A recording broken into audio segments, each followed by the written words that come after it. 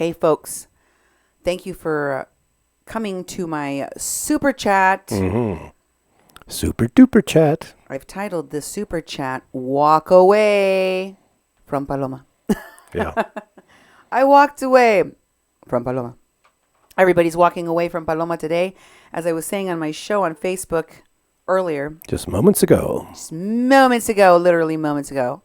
I was talking about the fact that Paloma Zúñiga went viral today. It's an interesting question, though. Why today? We know that the video that she is seen haranguing and literally physically assaulting migrants, including a young child, which she said on tape she made pee his pants and then laughed. That woman became viral today all over YouTube, all over Twitter, and all over the news, and all over Facebook for something that she did this summer. Why was the left media holding on to this little nugget? Exactly. Why were they sitting on this little nugget? Why didn't anybody expose her before? I'll tell you that I started researching her. It was very hard to get to the point where I had all of my ducks in a row, as it were. Mm-hmm. And even now, folks, even now, as I have through skill, time, trust building, work, investigation, collaboration, bringing people together in unity. It is through that effort that is literally taken over half of a year to develop that we have been exposing who she really is to the world. And even now, the victims of this woman that have come forward thus far, and others of those who haven't yet come forward, are still being harangued, attacked. She has caused people to be traumatized, to be put in isolation, to be attacked, to attack each other. She has caused division. She has sown hate. Perhaps that's why they hired her. Perhaps that's why someone was funding her. Perhaps that's why people were supporting her.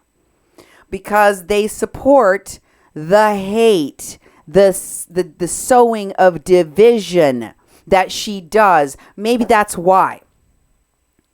But what I find very interesting is that now that she's going to be exposed in all of the media, the left media is now putting this out, right? Yeah. It is for something that she did, which is pretty deplorable to everyone on the face of the planet, months and months and months ago. Don't you think that's weird? Yeah. Don't you think that, is it starting to be clear to you that she is a plant?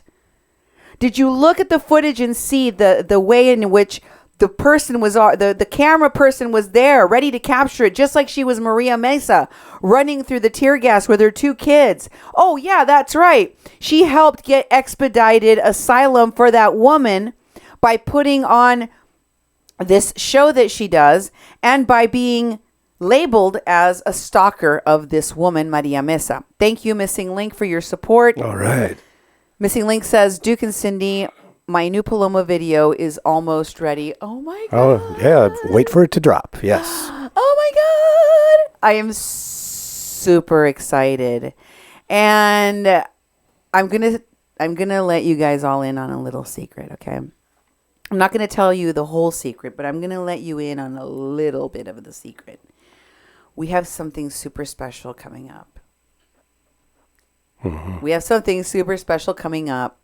And there's going to be room to put in exciting new material that is just creative and fun. And I know there's a lot of people that have been dealing with the trauma that they've endured. And some people do it through laughter and art and many other ways that seem healing to them. And so hopefully we'll be able to share some of those things with you in the future here on our Super Chats or on our shows. Exactly. Depends on where they fall into place.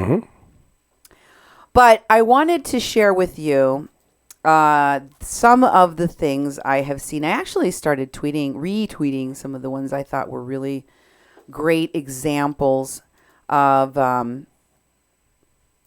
what's going on with this Paloma for fraud. Paloma was somebody tweeted about her saying at NVMDOT info. I don't know what that spells. The person tweeted, I worked on a documentary named Stuck in Tijuana, covering the refugees coming from Central America. And in the middle of filming, these people at the Rosarito Beach in Tijuana, I saw the same lady, she's referring to Paloma, showing off to the refugees that she was in the U.S., and they weren't. One of the tweets that I saw also was sharing our shows. So I'm grateful for that. I'm grateful that I've been doing these shows in advance of this big reveal about her. That happened months ago, because now people will be able to go to find my shows on Paloma Zúñiga, Paloma for Trump, and see what she really is. Jules Blue at Foxy Blue 52 tweeted, learn about Paloma for Trump, aka Paloma Zúñiga, dirty deeds of scamming, criminal activity, attacking children, disabled children, and adults who follow President Trump at Real Donald Trump, and the YouTube link to our channel. Thank you, Jules Blue. I appreciate all of my followers sharing this information with the rest of the world so people can find out what's really going on. Someone tweeted, I don't feel that this woman is a conservative. I don't think that she is a real patriot. I don't think that she's a real conservative. I think that she's here to embarrass President Trump. And I agree completely with that sentiment, because the reality is that I think that the left media that was saving this little nugget for just now intended to use it as a tool to attack Latinos, to attack conservatives, to attack people that follow the president or that support the president in the president's stance on immigration, on the wall, etc. And that they're trying to silence Latinos. They're trying to silence conservatives by showing this very ugly acting person and saying, you can't support this, can you? You can't support this woman. Everyone hates her. And in truth, they sure do. They do. Everyone right now hates her. She is a bully. People that are conservatives that have been attacked by this woman for months and even years know the kind of nightmare that she puts people through. I also told you she is a failed want-to-be actress. A woman that acts like she's an escort to be kind to her. And a woman that has been stalking and harassing people that have been coming to my show, like I said, sometimes for years. So tonight, I do encourage people to go look at the Paloma for Trump, or just type in Paloma Zúñiga and see the hilarious stuff. We've had a few donations. Why don't you call them out, Duke? Okay, Janice Orbison donated $5. Thank you very much, Janice. And also Gwen Vasquez donated $50. $50. Wow. And she says, I hope y'all get to Tijuana soon for more research. Thank you, Gwen. Very much. We will keep you posted. Yes. We will keep you posted on all of that. Don't you worry. We'll keep you informed. Oh, yes, we will keep you informed. We will keep you informed. Van a ver. Todos van a ver. I'm going to show you. You're going to see it. It's going to happen. We will uncover. We will show. And we will do it with receipts because that's how we do here on a Mexican Crossing Lines. Yes. Now, I want to start off by telling you and apologizing both to Alexa, the guest I have for my show, as well as to the audience that, you know what? This brave young woman that came on my show to do this interview, she works 2 different jobs. She is also a student, so she is working around the clock very hard to pin down. And I pre-recorded the interview, and we were having trouble. We were talking on a Wi-Fi communication, and she was having trouble with her internet. So the call started cutting in and out, and I decided I would call her on a landline, and I paused my recorder to do that, and I thought I turned it back on when we started talking again, but I did not. Recorded air. So I missed a piece of it. I missed a part of what we were supposed to talk about, and I apologize for that in advance. I'm still going to tell you what we talked about in the part that didn't get recorded, and I promise to have her back. I promise to have you back, Alexa. I apologize to you, and I apologize to my audience. Let me stop real quick and answer some questions and look at some stuff. So, someone asks if Duke and I are walk away. Do you mean from the Democrats or the Democratic Party? I would say this. I do not support the Democratic Socialist Party. I do not support the Justice Democrats. I do not support Bernie Sanders. I do not support anybody on the Democratic ticket as of right now for president. I have been so disgusted with what I have learned, both as a trained organizer, both of us. Definitely. As organizers, as media people, I thought I was above the fray. I thought like, you know, nobody's messing with my mind or putting propaganda into my head. I know what I think and what I believe. But the truth is that when you start to learn how people manipulate the very, I think, genuinely heartfelt values of embracing diversity and being kind to others and supporting the LGBTQ community and all of that, which I do still value, all of the things which I do still value, that people from the extreme left, including the activists connected to anarchy and Antifa, which I don't believe are Democrats at all. I believe those people are not patriots. I don't believe that those people are nationalists. I don't believe those people believe in our country and our democracy. I think they believe in what they say they believe in, anarchy. I think they want to destroy our country, and I think that they have been using the caravans to do it. I think that they have been attacking our sovereignty by caravanizing migration. And I think that what these crooked lawyers are doing and what the migrants are doing and what the activists that are helping them and organizing them and funding them are doing is criminal. And I have said all of those things. So that's my answer. That's a very good answer.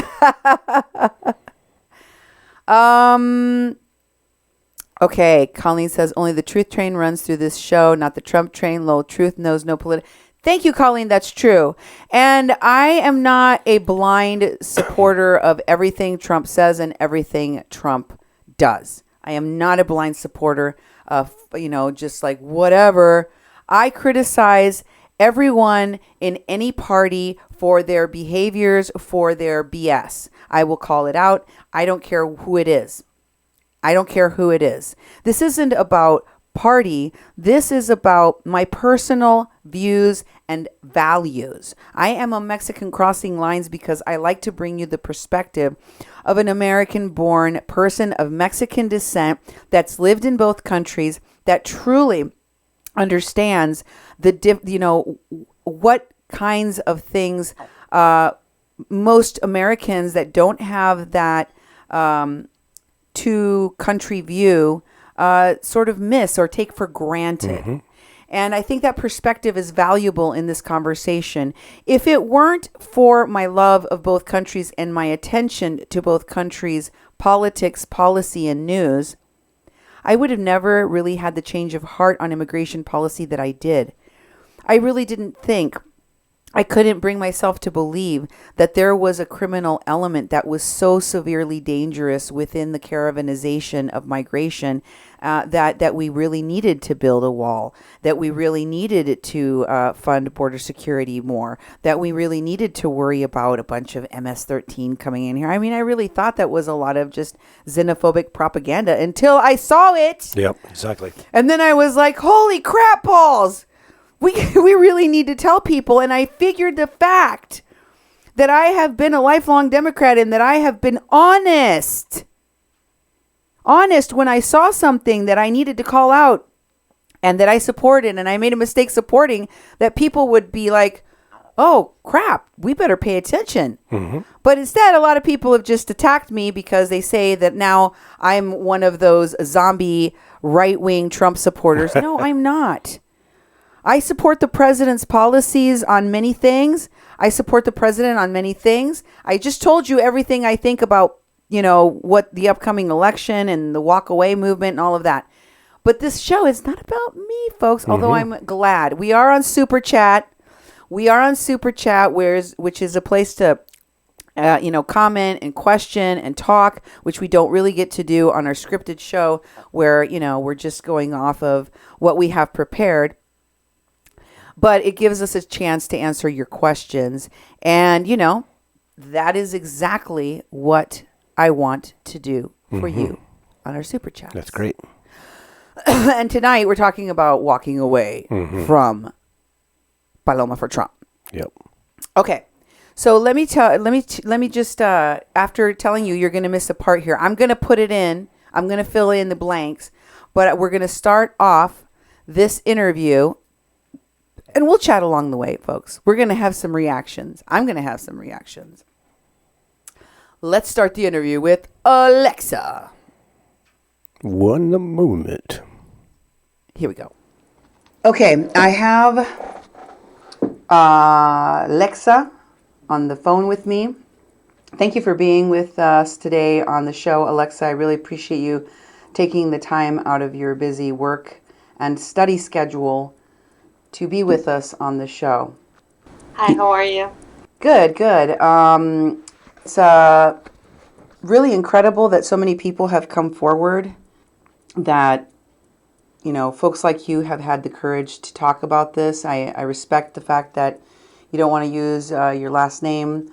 But I also, I know that you were close to Paloma at one time, like many of her victims, and you were watching the show with Mary Tando that we did recently. You were on the trip to Vegas, is that correct?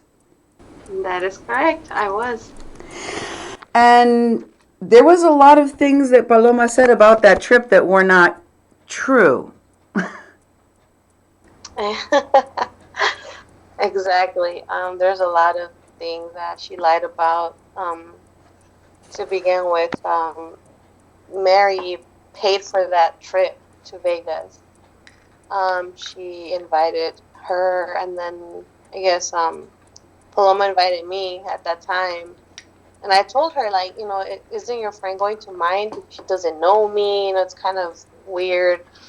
And during that time, I was also unemployed, so I was very excited. I wanted to go to, that was going to be my first Trump rally, so I was like, yeah, I'll go if your friend doesn't mind. I'll go. I told her I don't have much money, but I could, chip in for hotel, gas, and food. So she's like, yeah, yeah, no worries. You know, Mary's a wealthy woman. She has money. Like, don't worry about it. You don't have to pay anything.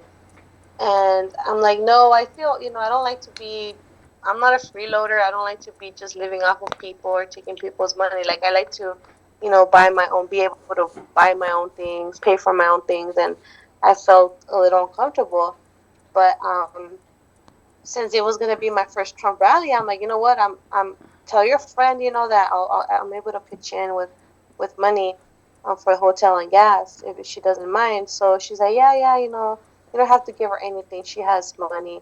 But of course, I'm like, you know what? Once I get there, I'm gonna just, buy my food and I'm gonna pay for gas, which I ended up, I did put gas and I gave Paloma money to give to Mary, which I later found out that she never received that money. Wow. So Wow. yeah, and that was that. Now, Mary drove you guys, right? Most of the time? Right. Yes, Mary had a rental. And Um, was Paloma driving as well? yes, she was. On our way back, she was driving. She was on. It was just really. I was scared because she was about to kill us. She was basically like on her phone, trying to stalk a lady, which she, by the way, she was talking about her like on the way to Vegas and on her way back. She kept talking about, woman in New York, you know, Rusty Dusty, and like she just kept mentioning a woman, a woman, a woman in New York. Um, and she kept stalking her page, and on her way back, she basically like started swerving, almost crashed into a semi, because she was on her phone stalking this woman. It's Fabiana Baldo. So I told her, you know what? I'm like, it's not only you, it's me, Mary, and her granddaughter. So you know what? Pull over, let me drive. So she pulled over. I ended up driving on the way back. I said you cut out there for a second. Let me just recapture what you said. She was stalking a woman's page, someone she called Rusty or Dusty or whatever, and you came to find out that the woman's name was Fabiana Baldo. Correct. That is correct. And what you said she almost crashed into a semi?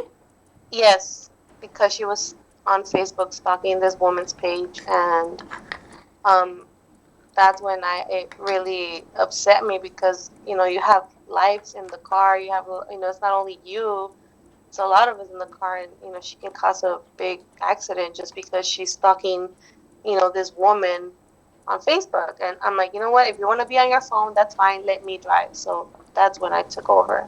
And this was a common practice for her, was it not? That she was always on her phone while driving. I mean, you sent me a picture of her looking at. It looks like Jovi. Hold on. Let me bring up this picture here. She's got the picture, the phone on the steering wheel. Yes. So this was taken in Colorado, correct? Yes, that's cool.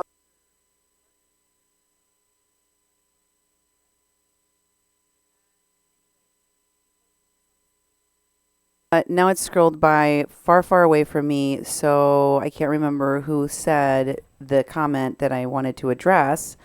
But it said something about I'm not a Trump zombie. I wasn't referring to you. I'm sorry if you thought I was. Or to people that are Trump followers, because I don't think all Trump followers are zombies. What I meant to say, or what I was intending for you to hear, is that this fake fraud Paloma for Trump is a professed zombie. She said she doesn't care what Trump says or what Trump does, that she will always follow him no matter what. And that is a little bit crazy to me. That kind of thinking and that kind of it's a lie too, because she's not really. I hope that you've all finally woken up and smelled the coffee here, but She's a fraud. So I also wanted to thank Dave Libby and Kim Libby. Hey. Oh, happy belated birthday to David Libby. Thank you so much for your support. They say, Duke, keep up the good work, guys. We Thank you. definitely will. $10 from them and also from Jennifer Phelps. Thank you for exposing money hungry Paloma. You're welcome, Jennifer. And did you hear Alexa? This is something Mary already told you. She told you that this woman, Alexa, told her that Paloma collected money from her that was supposed to go to Mary for the gas and for other things. And instead, what happened? She kept the money, Duke. What do you think about that? Yeah, that was shocking. And now there's actual confirming that that's actually what happened, and that's really dirty. I mean, it's like someone says, "Here, give the person that's paying for everything some money. I have something to give you," and you stick it in your pocket and never tell that person. I mean, that's cold. And it's very dishonest. It's like, you're supposed to be friends. Wow. Yeah.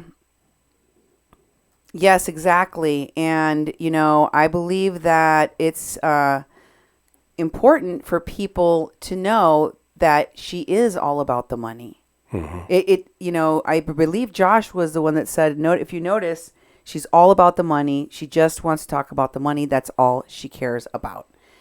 Listen, here we go. Some more of Alexa. All right. Be ready to pause it again for me. I sure will. Thank you. It's a new method. Let's go. I know, it's interesting. We got lots of pictures and stuff going on. Colorado. The first time I went out with her was to Vegas. That was my first time going somewhere with her, so I did not know, she had that habit, and she also did that in Colorado. That's what she does when she drives. She likes to be driving and on her phone, and that's very creepy. She did that in Colorado too. That's why I was trying to drive, because even Joey told me, like, you know what, like you need to drive, because she drives too crazy, and I'm not trying to die today. And I was like, you know what, I'm not trying to die either. She's gonna kill all of us if she keeps driving like that. Especially when we had to drive down the hill every day to go to work. So you were working. I can't even imagine what it was like to work with Paloma for any period of time. But she did a response video. I don't know if you saw my show about Colorado. I did a show where I talked about Jovi Val getting arrested for taking a bathroom break, to put it kindly, at a school and lying about it, that got the school shut down. And I talked about, what I imagined was the environment, which was that, there was audios in a group WhatsApp chat where she was attacking everyone in the group that she was working with.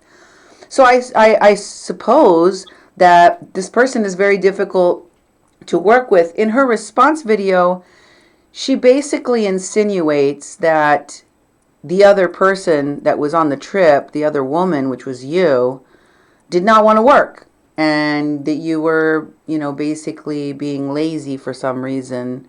What's your take on what happened in Colorado? Well, first off, no, I am not lazy. Me and the other guy that was in the same team, we were both put out there to work. I basically worked all day from maybe like 8 o'clock in the morning to like 9 o'clock at night, sometimes even 11, because they were too busy taking selfies, making live videos in Colorado, pretending, you're living the life in Colorado, working for, this company we're working for, instead of working.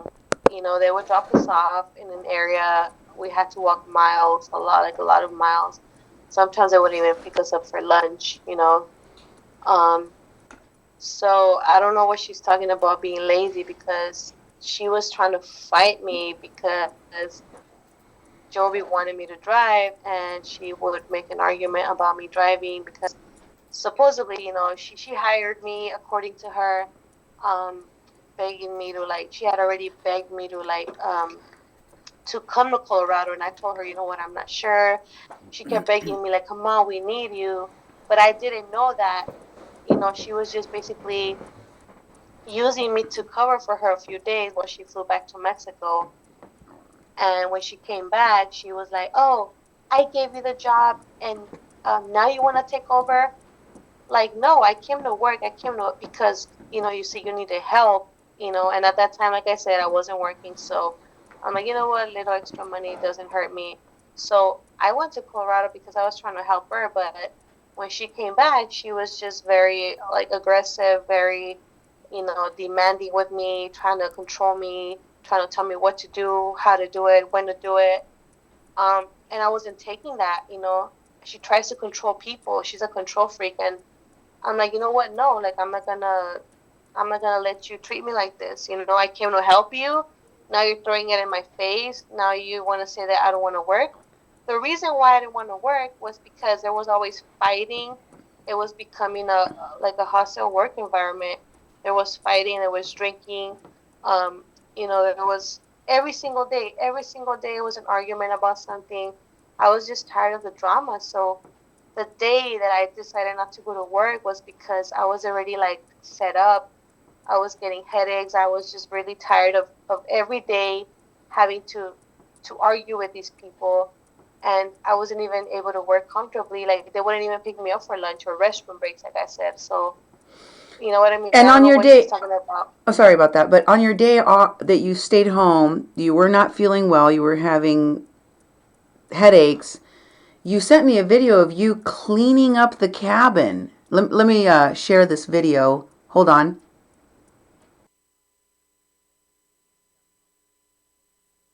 Show this video of the cleaning.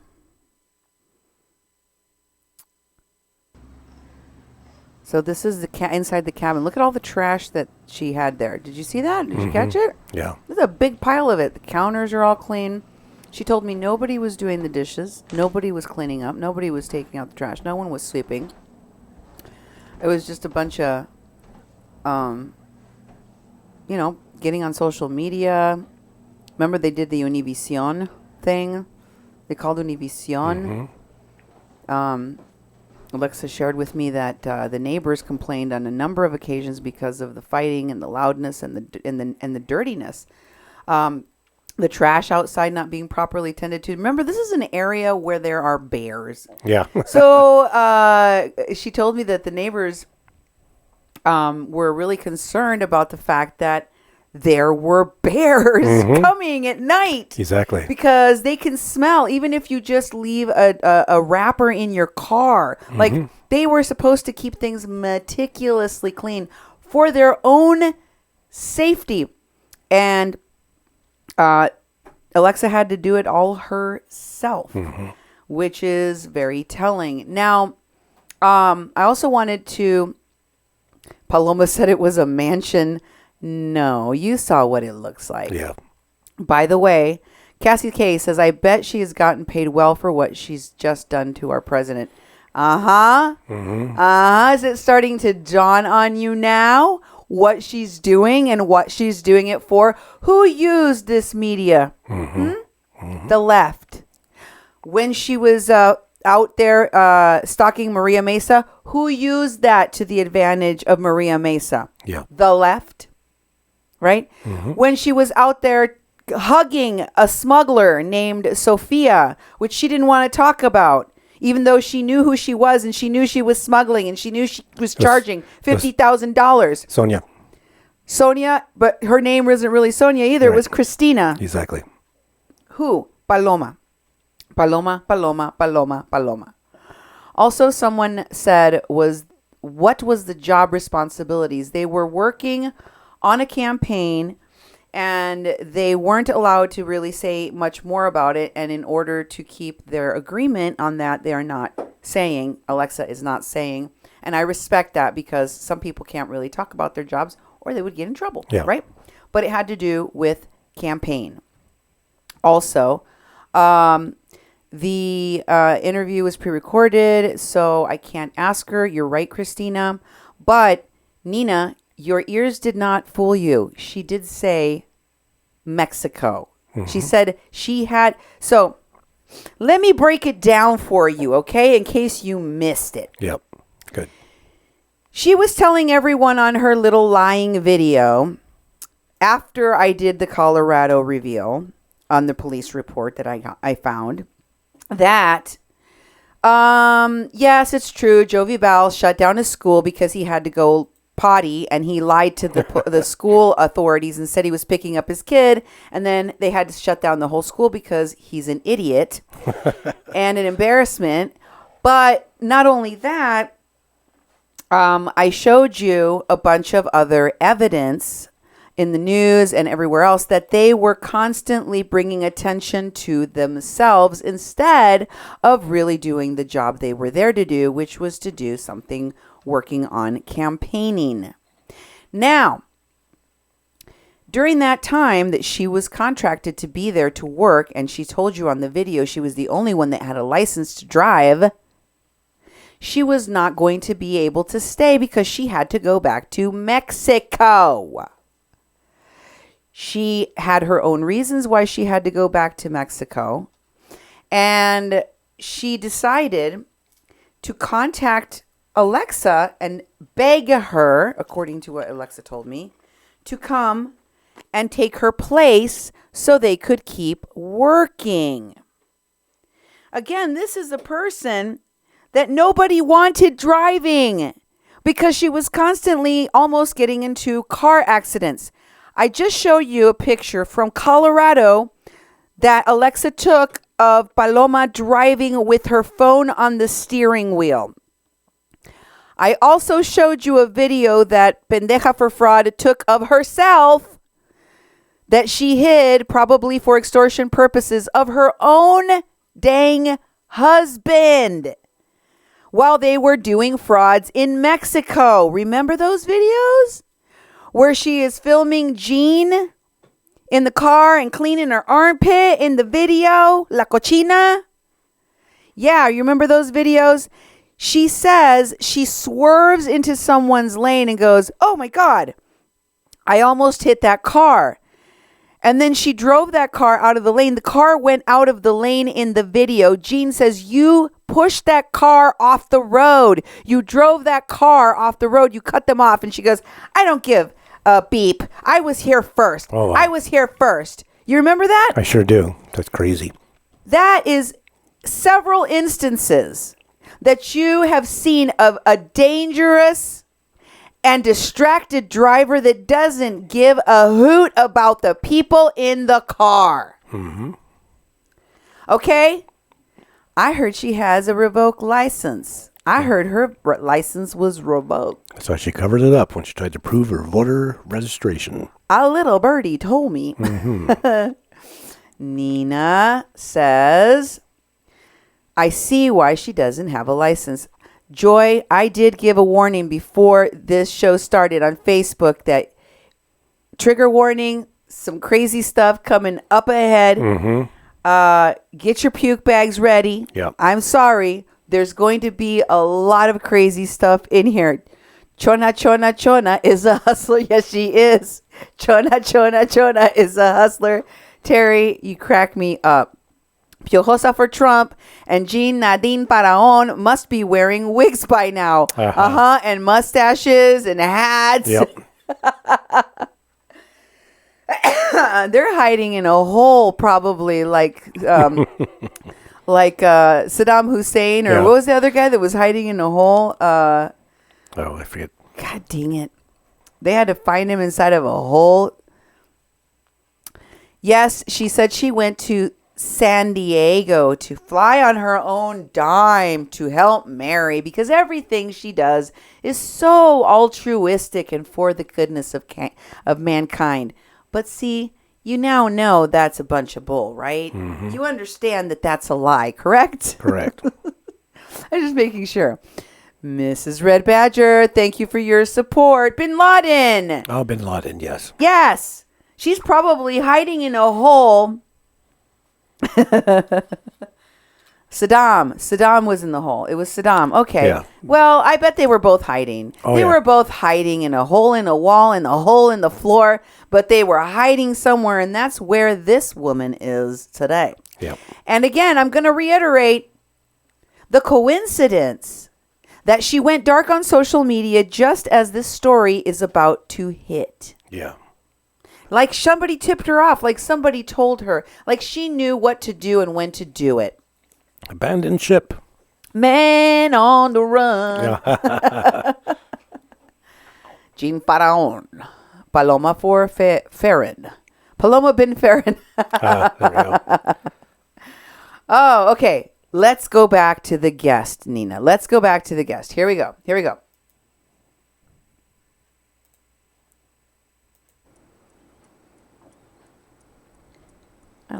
Now, there we go. Why were you cleaning the video? Why were you cleaning in this video alone? Because I'm lazy. No, I was cleaning because like the trash was all the way up to the top. Nobody would take out the trash. Nobody would bother washing dishes. So the day that I did stay, I cleaned up everything, washed the dishes, took out the trash. The main reason why I took out the trash was because nobody else would do it. And I'm like, you know what? I refuse to live in a place like that where people don't want to clean, where it was just so dirty. It was just so dirty. I tried to clean it up the best I could. Like you could see in the video, I tried to clean it up. And I don't know, like I said, once again, I don't know why she keeps saying that I was lazy, because she might be talking about herself.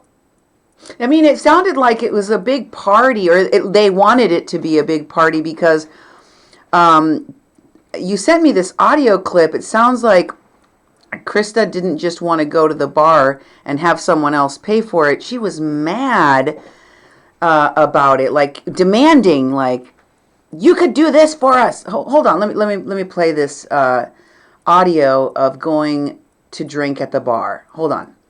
When you have it, because your fucking principles, like you don't fucking drink. He doesn't have cash. He doesn't have any cash. Oh yeah, he has an ATM card, and he could take us to the bar. He could come with us to the bar. Oh, I don't have cash. You're right. My card is like the most money cash. It's my card. My bank is through an app. That's it. There's no physical bank. So why can't you take us for a round of drinks and we'll pay you back? Because what if they take cards? They took cards because you did it the other day. We went to the bar, remember? You paid with a card. I never paid out. You guys were getting drinks in cash, and I said I don't have it. Well, I don't have cash. Well, we can find out. Just don't get an attitude, Susan. I'll get you. No, you're just fucking weird. I'm so glad. What? Let's exercise. Did you guys see that?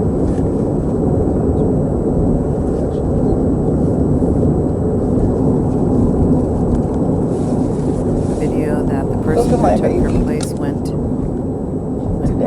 She was Shimmer and Shine.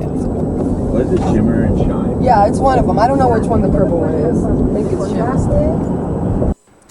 So what was up with that? Like, was there a lot of drinking going on? Yes, there was a lot of drinking going on. A lot of drinking, a lot of fighting.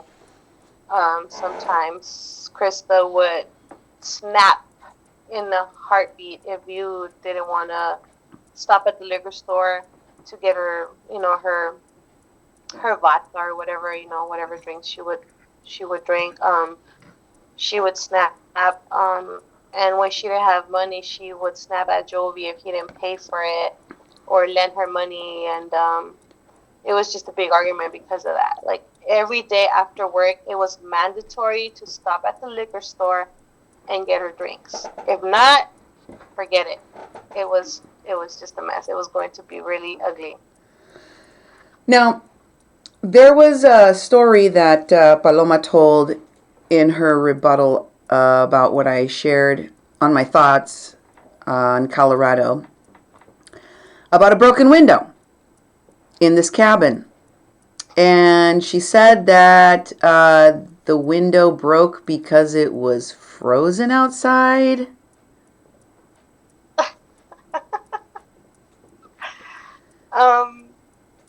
Well, that's not quite accurate. Okay, then. Okay, so we went out that night. It was Halloween. It was Halloween night. They were like, I didn't want to go to the bar because it was just like, it's like a little bar in a small town, and it's kind of boring to me, But they're like, come on, it's Halloween, let's go. Come on, Alexa, come on. So, I'm like, all right, fine, let's go. Like, I'll go a little, for a little while. I'll have a drink or two, and then just come back, come back home. So we get to the door, and the bouncer, they were charging. They had a cover fee, and so it was $5. And I'm like, I take out my debit card, and then the guy's like, no, it's only cash. So they're like, oh, there's an ATM down the street. Let's go. And I'm like, all right. So I get off, and I take $20 out of the ATM, and then they're like, hey, we don't have money. Like, can you lend us money? We'll pay you tomorrow. She's like, it's only like, just lend us $20. It's a $5 fee for Krista and me. So that's $10 plus the 2 beers. Like, let's say they're $5, whatever. And we'll pay you when we get paid. We'll pay you back. And I'm like, oh, that's why you guys invited me to go out. Because they kept begging Joby for money, and I think Joby at this point, he was fed up because he was always paying for their stuff, and he was just like, I don't have anything. So then they turned to me, So I'm like, all right, whatever. I took out another $20 for them, and then we went to the bar. We were drinking. Then I guess like other people started buying them drinks or whatever after that. So we came home. Krista was a little tipsy at that point, and it was really cold outside, so she started banging on the door, and then she finally like punched the window. It broke, obviously it broke, and it's gonna break easier if it's cold outside. It's gonna break even quicker. So, it sounds like all hell broke loose in these audios that you shared with me. Hold on a minute. Let me play these audios so people can hear what really happened when the window broke. Here's the first one. Okay, before I play the audios, hold on. Before I play the audios, I want to thank Olive Oil for your contribution to our work. Olive Oil and everyone that's contributing to our super chats. We couldn't do all of this work without you. And I also want to address, who's Alexa? Christina Segundo. Alexa is one of the many victims I have been talking to. In fact, I think you were one of the other people that I saw in the comments say you wanted to talk to us. Christina, the best way to contact us if you want to speak to us on an interview is to send a message to 701-566-0917. If you look at the bottom here, there's a banner that's got our Twitter, our Facebook, our webpage, Duke's email, and mine is the same as Duke's, except for it has my name on it, Cindy at kppfm.com. Mm-hmm. So there's a myriad of ways. By the way, I want all of you to know, because I think sometimes people put comments in the comments of the show. I don't get to even read all the comments on a super chat. Sometimes they go by too quickly. Sometimes I just don't have time to do all of that if I want to ever go to bed. And, right? We can't stay here and just read all of the comments and just stay on that. And some of them are hilarious, like Big Troll. I love Big Troll's comments. Sometimes they kill me. Big Troll said, the bears came to the cabin because Panzona stinks. Yep. Yes, Big Troll. I think so. That could have been one of the factors. But I also wanted to address Christina Segundo. If you're not one of the people that made a comment in the comments of our show that you wanted to talk to us, and didn't leave us a message or call us or give us any way of contacting you to do that, then I apologize. But if you are, then please do so in a way that we can actually contact you, and remember to do so, because I don't read all the comments on every show. Couldn't if I wanted to. Neither can Nemo, neither can Duke. We're operating a whole bunch of things at once. And plus, sometimes we get overwhelmed with going back and looking at comments, and we lose some Facebook messages from time to time. And so be persistent. I mean, like, if you just send something once, I'll send it several times, and do it in a variety of ways. You'll get our attention. Sometimes we just don't see everything, and so just keep on trying. Also, if I have not responded to you, email, phone call, send it to me again. Sometimes it goes through the cracks. One of my children is supposed to be in charge of checking our phone line and then sending those messages to us. And they also have another job, and so do we have other jobs as well. So since we're working really around the clock, sometimes things get missed. And unfortunately, we're dividing ourselves into a lot of people. Maybe if we could make clones of ourselves, we could do more in the day, but we can't. And I apologize for not having more hands and not having more bodies. But that's just the reality of what we have to deal with. The rest of our skeleton crew of our family that runs the station out of our home is literally juggling a million things at once in order to put together the show. Duke is running the sound.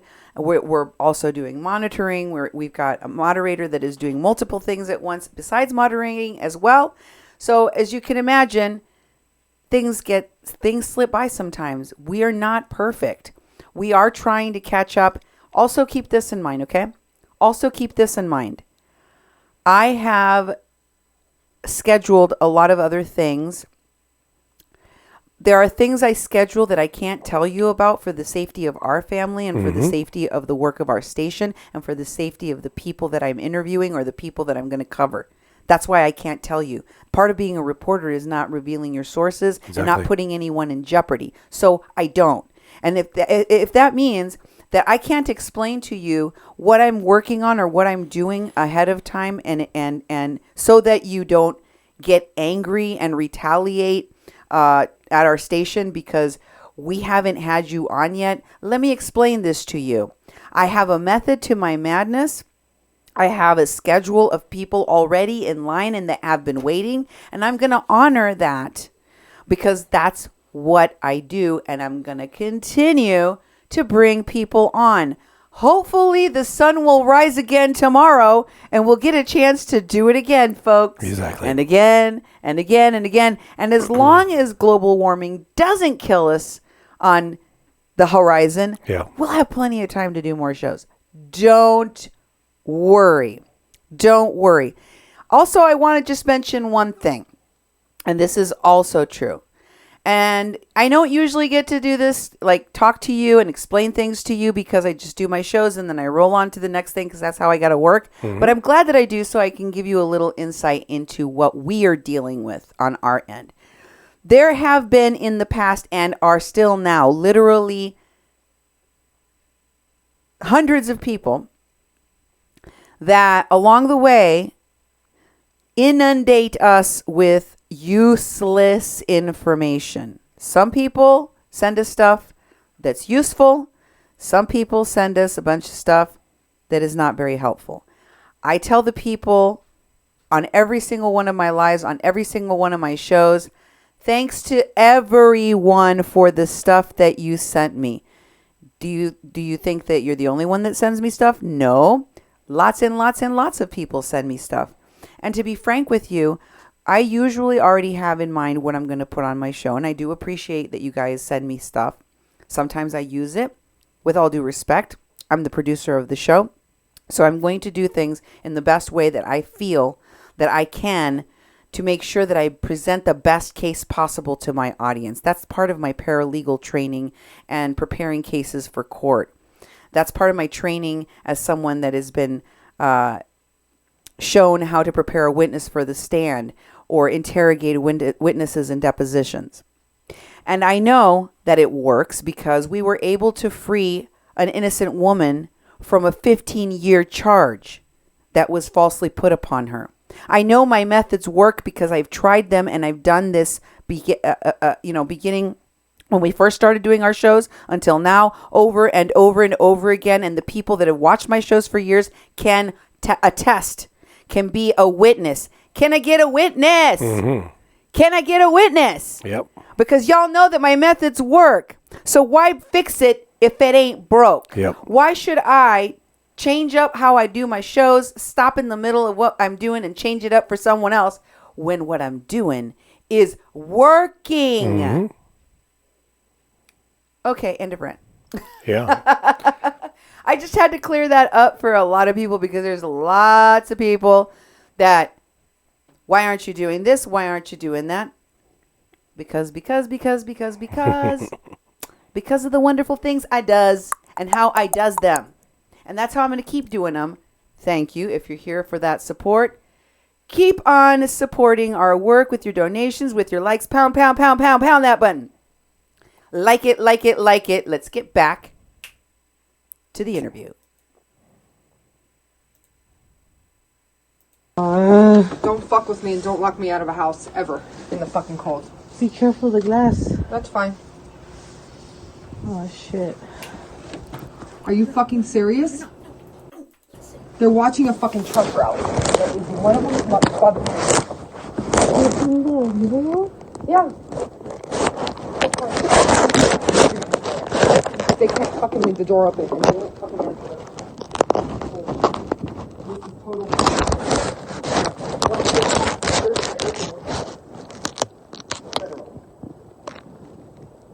Let's go to the truck. No, you know what? We're not going to work anymore. We're all going to the Denver house. At this point, we're all fucking going to the Denver house. We're all going to the Denver house. We are all going to the Denver house. Because we have been out here knocking on the fucking door and it's not unlocked.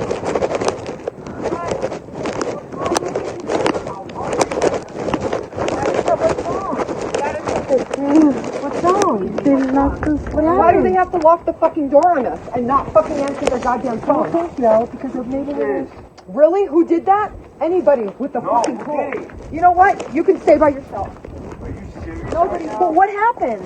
The fucking glass is broken. Why? It's fucking frozen, and I knocked on it because they would have fucking opened the door, and I didn't even knock hard.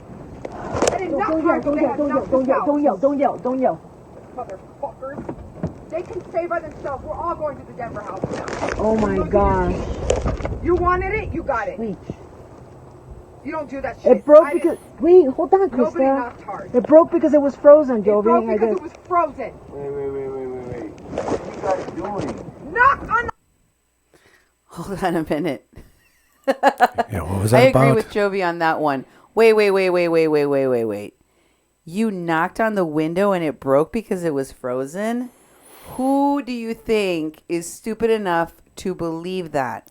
Plus, most of those windows are most likely double pane windows, which in any cold weather, most in houses. In Denver, don't you think? Yeah, double panes, you know. In Colorado, where it's freezing cold. Like, we live in a cold place. Pendeja for Fraud lives in Mexico, in Tijuana, so she probably don't know. Yeah. And Krista lives in California, probably, since she's close to Pendeja for Fraud. So what these people's perception is of cold and of snow and of what it does to glass, you literally put in windows. Yep. Could you please speak to this nonsense? It's fake because double pane windows are standard in almost all houses, especially in cold weather. They're in a mountain region, and it's glass. Has a lot of strength. I used to put windows in the wintertime in people's houses. I did it for a living for 7 years of my life. So I've became a window installation expert. So I've had lots of experience with glass and how to work with it. And the idea that it gets more brittle when it's cold, maybe, not really. I still banging on the windows and putting them in and handling them the same way as we do in the summertime. So this idea that window broke because it was so cold and it was frozen. Now that window got got beat on hard. You know, if you hear the anger in that person right there that's yelling, is couldn't get in and started banging and banging and banging on that window. That window broke because of the brute force that was used against it. You know, so that's the whole idea that the window was frozen. That's so laughable because it's not scientific. It's not true. It's basically a lie trying to cover for behavior that actually she wanted to cover up. Now, someone asked why everyone is recording.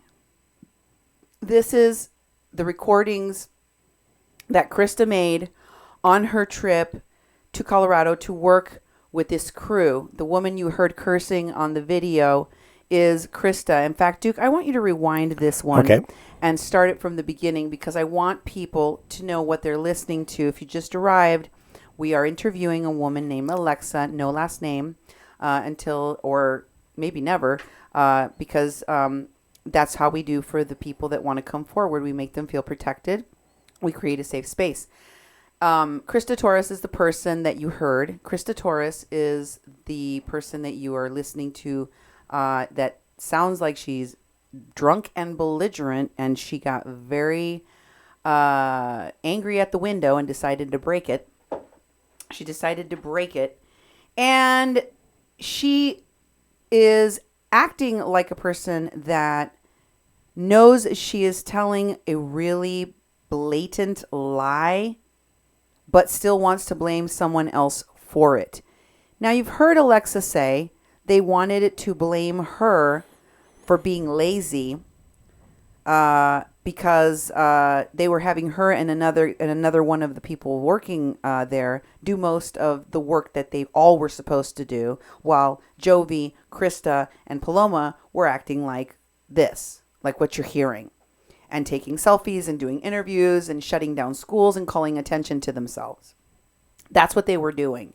I told you that the reality of what happened in Colorado was probably more of what we heard in the WhatsApp chat, Paloma threatening the other people she worked with. In her video, however, when she responded to the show I did and told you that Jovi Val really did shut down a school and that someone broke a window, although she didn't say it was Krista, which it was, she lied and said it broke because the window was frozen, as if we are all stupid enough to believe that. We're not pendeja for fraud. She is. And then she tries to cover it up. See, she always tries to cover up all of the horrible things that she is involved with. And then she tries to blame someone else. Wouldn't you, seeing how this woman behaves, want to record your interactions so that she couldn't lie about what happened and involve you in it? I would. Yeah. I certainly would. Because she cray-cray. Mm-hmm. Did they ever pay Alexa back her money? Probably no. No, they didn't, Martina. Yeah. No. Sorry, no. James, some older homes do have single pane glass, but more than likely they are thick glass. Yeah. James Fox, you are correct. Griselda says Paloma said on her video that it was the GOP campaign. They knocked door to door to promote a candidate. Thank you for adding that. That way I am not saying anything. I'm just repeating what Griselda said. Maggie May says people Paloma didn't drink or do drugs or smoke. Lol. Lie. Exactly. Now you see, everything she says is a lie and usually a projection of exactly what she is doing.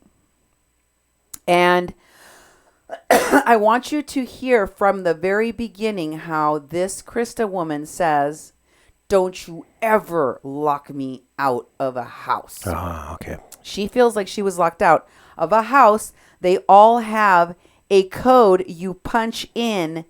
That's how everyone gets in.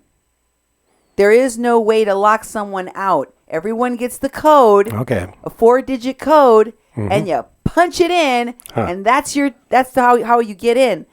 But Pendeja for Fraud's bestie, Krista Torres, was either too drunk, right, or too dumb to remember what the code was, so she was punching in the wrong code. But you'll hear they're talking about that in just a minute. Start it from the top. Okay. Tell me if I got the right spot here. All the way from the very beginning. That's the right spot. The beginning of the video. The beginning of the recording. Oh, the whole recording? All the way Yes, back to the sir. beginning? At the very beginning of the recording, please. Okay, I have Alexa on the phone with me. Thank you for being with us today on the show, Alexa. I really appreciate you taking the time out of your busy work and study schedule to be with us. I'm sorry. I thought you could rewind it to where the beginning of that audio clip was. Loose in these audios that you shared with me. Hold on a minute. Let me play these audios so people can hear what really happened when the window broke. Here's the first one. Don't fuck with me and don't lock me out of a house ever in the fucking cold. Be careful of the glass. That's fine. Oh shit. Are you fucking serious? They're watching a fucking truck rally. One of them is by the Yeah. They can't fucking leave the door open. And they don't fucking answer. This is total.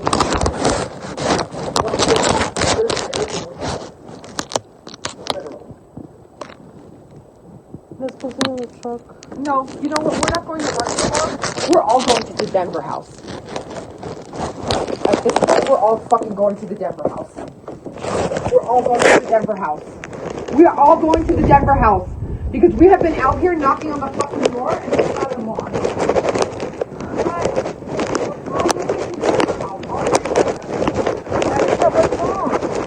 What's wrong? They locked us. Why do they have to lock the fucking door on us and not fucking answer their goddamn phone? I think so, because of maybe Really? Who did that? Anybody with the fucking code. You know what? You can stay by yourself.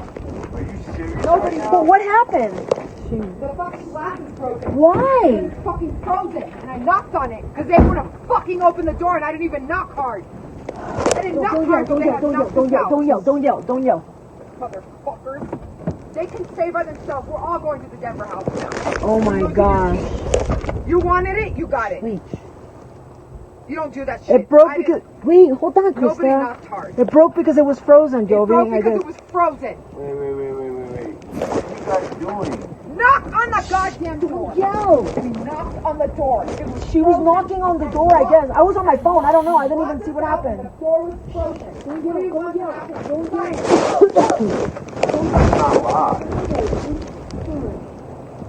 You guys didn't know the code? I'm out of here. Nobody's gonna do this shit to me. Nobody.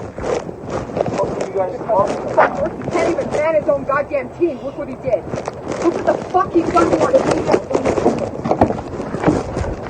Get in the car, take us to the Denver house, get my shit out of the house. I'm done. Let's look at our shit then. I'm getting my shit and I'm done.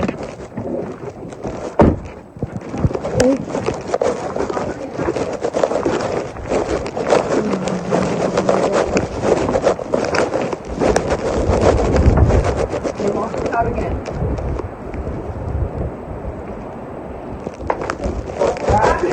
You know what? You locked us out. That's what happened. Nobody locked you out. Shut up, quiet! Don't wake the neighbors up. The glass is frozen. The glass is fucking frozen. Broke that shit. You locked us out because we didn't open the goddamn door. All three of us.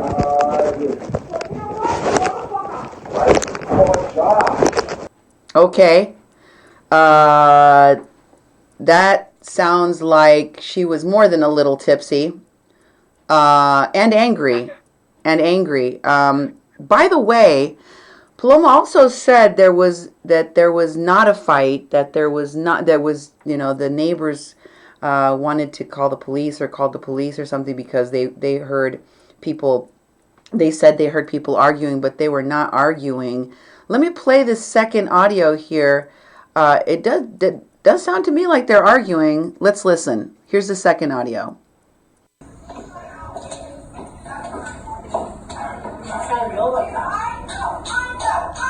Krista, stop!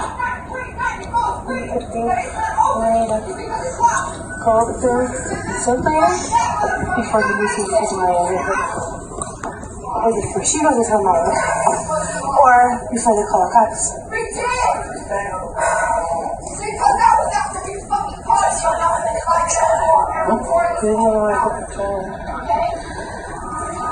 So locked both green and it was ready to open and it was locked. Try it from the outside so you can see. When it makes a noise, 3939 and it's locked. See how it works. Was it out all green? See how it works. This is a matter of green. See how it works. It does. What was the code again? 939. Even if it was 4949, it's the same fucking buttons. And you see that? You see that? Okay. This is exactly what happened. Okay? Nobody You touched put that. 3939. It's just a matter of you did it 2 times. It didn't turn green. No, it didn't turn anything. It went It beep. just kept turning red. You know It why? never turned green. You know why? Because it was fucking locked. It does. Okay, so go outside right now while it's locked and see if it'll be green or red. Oh no, I'm not talking about colors. Fuck the colors. I'm talking about whether it opens. Wait, she said it was never green. You know what? let's- You can talk to the attorney or the fucking cops if you want. I'll explain to them that I opened it and I tried the same Stop yelling. 3 fucking times. Do you understand that? And it didn't work. But the second you went out there and unlocked the door, it did fucking work. The same code. Krista, come here. 39 and 4949 are the same fucking Get code. this off. Come here. Krista, please. Science is science. 3939 and 4949 are the Clean same it, piss fucking off. code on that door. Oh boy, this is hard to listen to, and it's like that person is flying off the handle so easily and is Meth is belligerent. bad, says yeah. Mrs. What'd she say? Meth is bad. Yeah, it is. Oh my God. I don't know where the Denver house is, but both Jovi and Krista went there because both of them ended up getting banned from that house and had to leave that house. Eventually, the whole thing really did turn into a poop show, including a fire coming up. Wow. Yes, a fire. Because pendeja for fraud burns candles, and she started a fire in the house. They shut down a school. They broke a window. They brought the bears. This really was a 3-ring circus, guys. I'm not joking. Like, how many stories have I told you that has actual bears in them, yeah. Huh? None. It's true.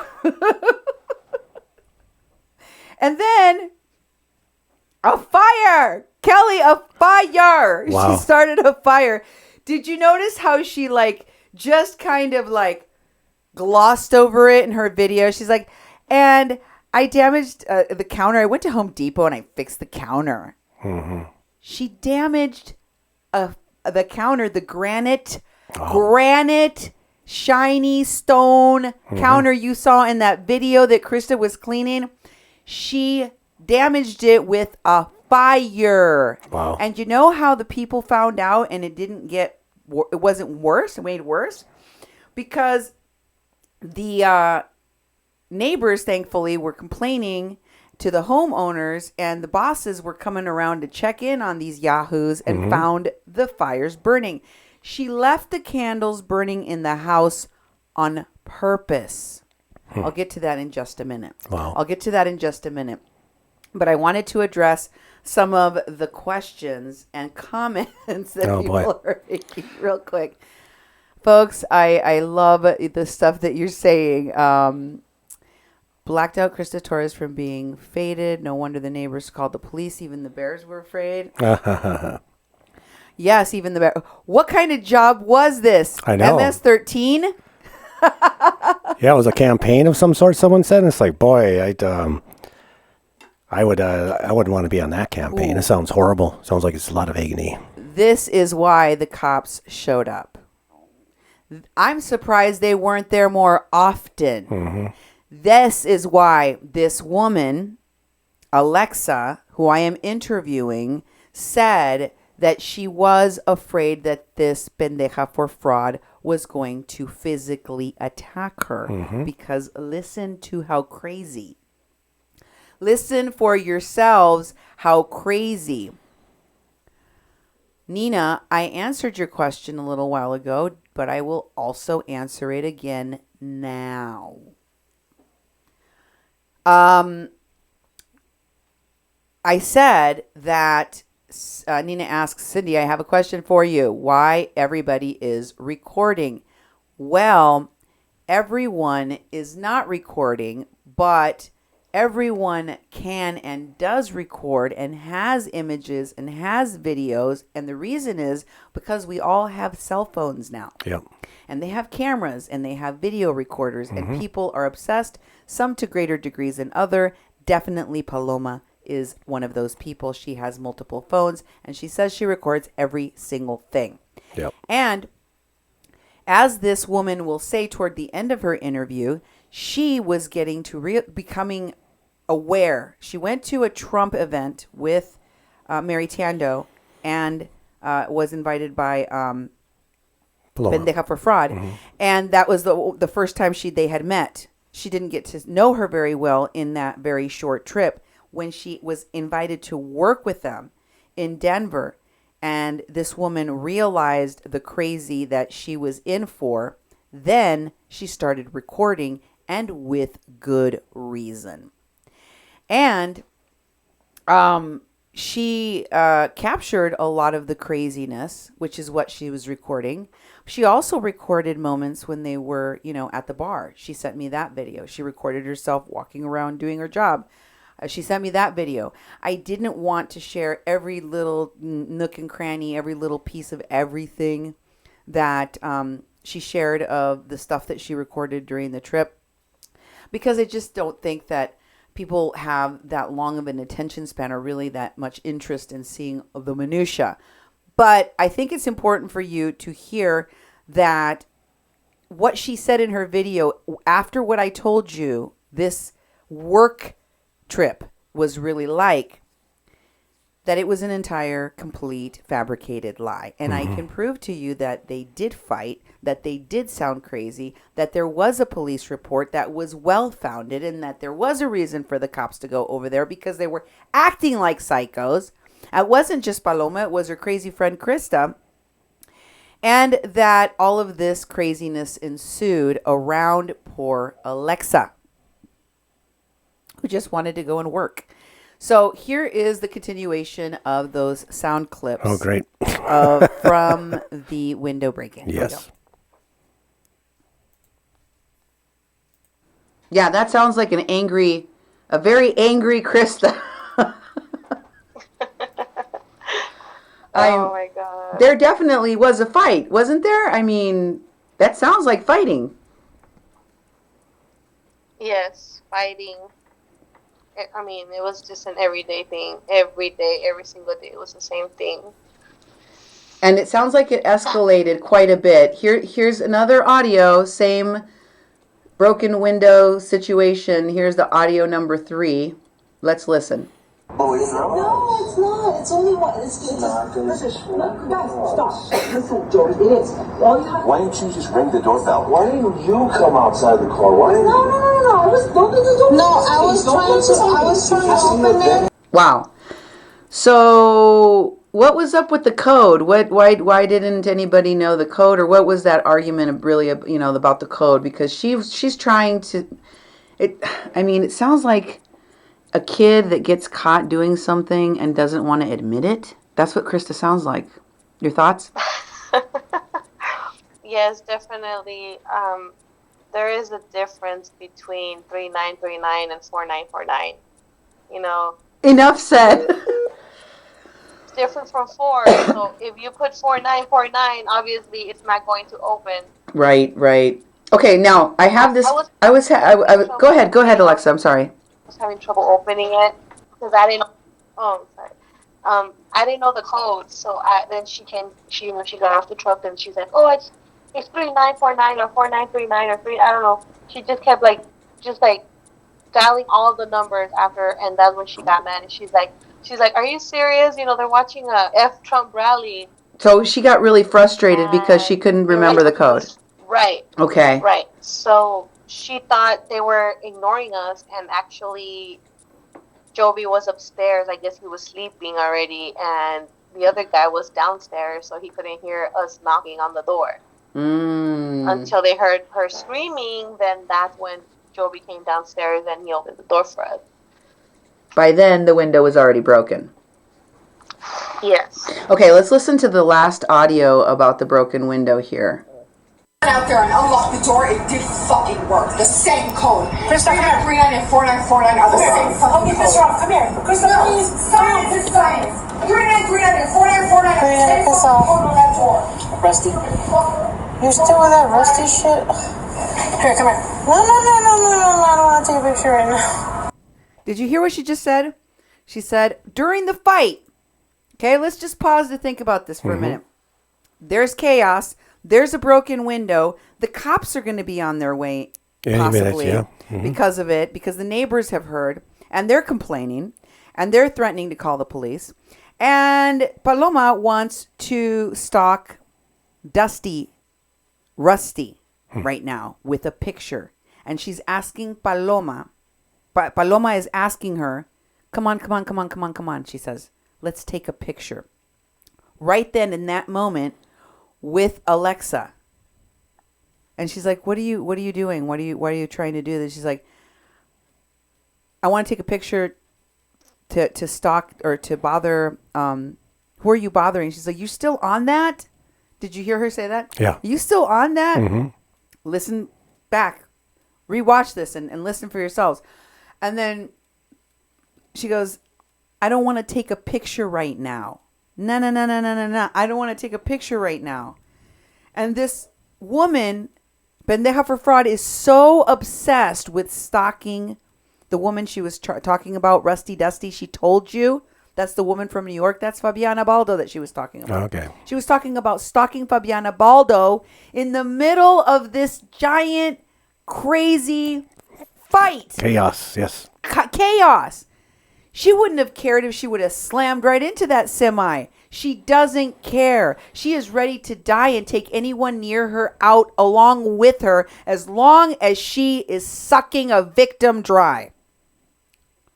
I don't know who it was on my feed and my shows that said, go read this article about the 40 ways that, 40 facts about psychos. Oh, yeah. Or something like that. You should check it out, man, because there's a lot of similarities to this woman, Paloma for Fraud. Okay, here we go. Back to the thing. Keep it up. Keep putting your questions and comments and stuff in. And, of course, your support. Just come on. Guys, No, this was just not. She fucked up. She typed. I was. whatever. It's fine. We'll just say that we slammed it and crazy? fucking, How the fuck are you? Wow. So, she mentions that she's trying to take a picture. Paloma's talking about taking a picture with you to make Rusty mad or Dusty mad. What is that about?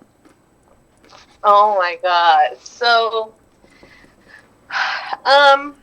at the same time, while they were still arguing, Paloma was busy stalking Fabiana's page. And I'm like, and she's like, I'm like, who are you trying to piss?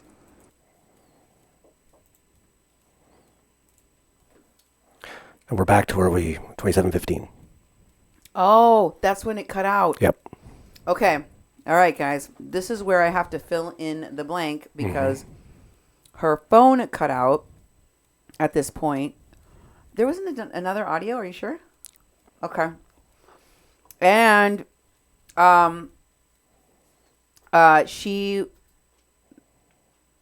this next piece that I had recorded, I thought I unpaused the recorder, but I did not. So, first I want to show you a picture of this group of people that were working together, that were all working on this campaign or whatever it was in the Colorado winter and this was in November for those wondering, when did all of this take place? Do you remember in her video this was right around Halloween and that they had gone to a Halloween party and that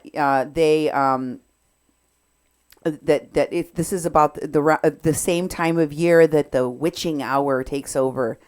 So that's why she was burning candles, and they were she was warding away the black magic of the New York woman. You know, this is what the story of a delusional pendeja for fraud. But these were the people that were there, and she tried to paint a very rosy picture of what happened. You can take that down now. But it wasn't rosy.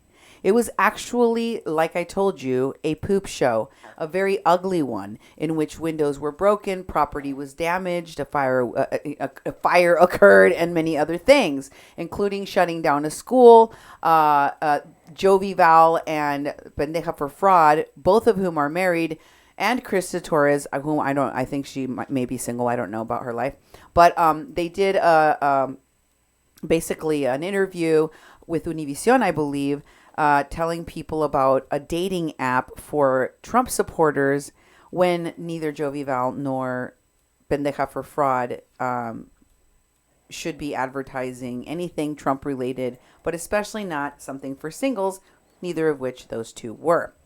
So they were trying to get attention for themselves, and boy, did they get attention.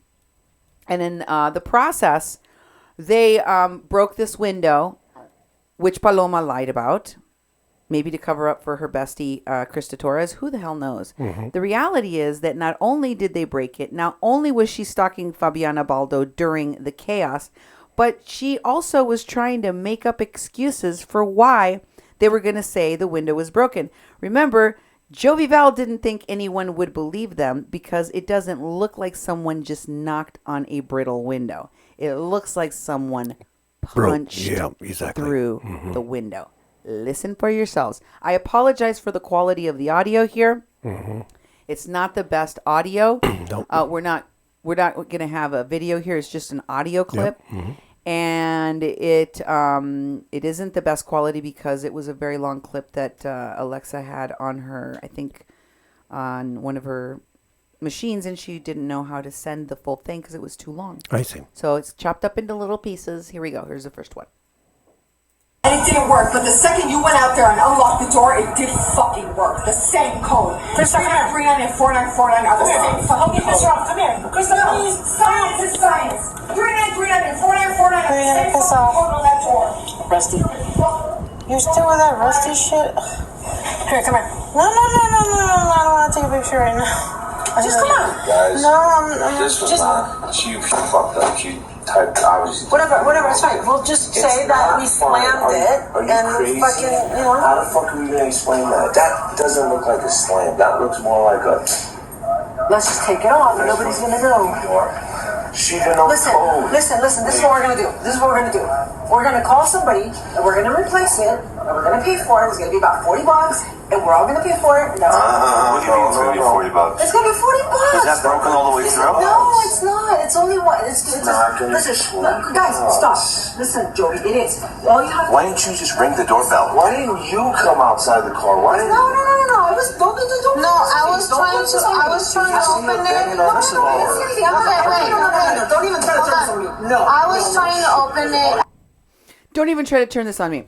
Did you hear the reaction? She's like, look, we're all going to pay for the window that Krista broke. And that's just how, and he's like, oh, hell to the no. Remember, they've already sucked him dry for every penny they could get out of him for booze and entertainment, which you would think would be the last thing on their mind when they're working on someone's campaign. Yeah. But, you know, that's just me. And then, and this is true, they had a scene play out. Thankfully, they were up in the mountains. They had a scene play out in front of the cabin where Krista tried to chase and hold on to the door handle of the van that they were, the rental car, because Jovi didn't want to take her to work. Now, What happened was this. Apparently, Jovi Val and Krista were having a sexual relationship during this trip. And Thank you for 16, Mary. I really appreciate it. Thank you for helping support the work of this station. And here's what occurred on that day. Alexa was fed up of getting used. There was a recording that I did not include in today's show because I didn't want it to go so long. We're already over 1 hour and 30 minutes. And I was right. We would have gone over 2 or 3 hours on the super chat if we had not cut some of these things out. Thank you for your comments. So what I wanted to tell you is that what he said in the audio that I heard, and I'll have Alexa back. I promise you I'll have Alexa back. We will do more things with her. We'll bring on more evidence of the things that she collected. What happened in the audio clip that I heard was that she told them she wasn't going to go with them. She was tired of being, her and this other guy that was blacked out in that picture. They were doing the bulk of the work, and they were sick of it. Plus, they were getting left out in the cold on their own. She did show me videos of her walking around outside in the snow. They wouldn't take them for breaks to eat. They wouldn't pick them up. So obviously this job involved walking around people's neighborhoods. And what ended up happening was Alexa on this day, tired from the fighting, from the bickering, from the mistreatment, from the exploitation, said, I'm not going to work today. I don't feel well. She said she had a massive headache. It's the same day that she cleaned the whole house, by the way. Even as she did not want to have anything to do with them, she still cleaned up the whole place. She still made herself useful. And it was on that day that Joe Vival said, well, he's like, we're not going then. Nobody's going. He told Paloma and Krista, if Alexa doesn't go, you guys aren't going. Why? Because they weren't going to bring in the numbers. The person that was going to bring in the numbers was Alexa.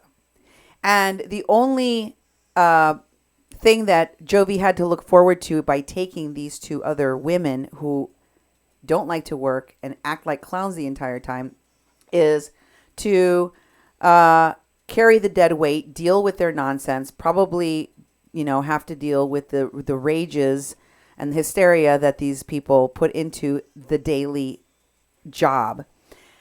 And they decided to leave them home. He said, no, you're not going. This woman, Krista, who was having a sexual relationship at the time, flipped out so hard that she literally was going to allow the vehicle to drag her. And being the great friend to Krista that she is, Paloma ran over to catch Krista and save her from falling. No, I'm kidding. She would never do that. She doesn't care about people. Yeah.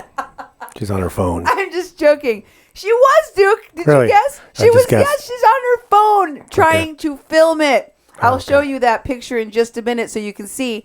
Paloma is like, ooh, this ought to be good. I'm going to watch Krista get run over by a vehicle. Mm-hmm. Thank you so much, Mary Tando. I really appreciate your support. She says with her contribution of $10, Paloma, stop harassing me. You posted today, yesterday, every day for the last 3 weeks. I'm so sorry to you, Mary.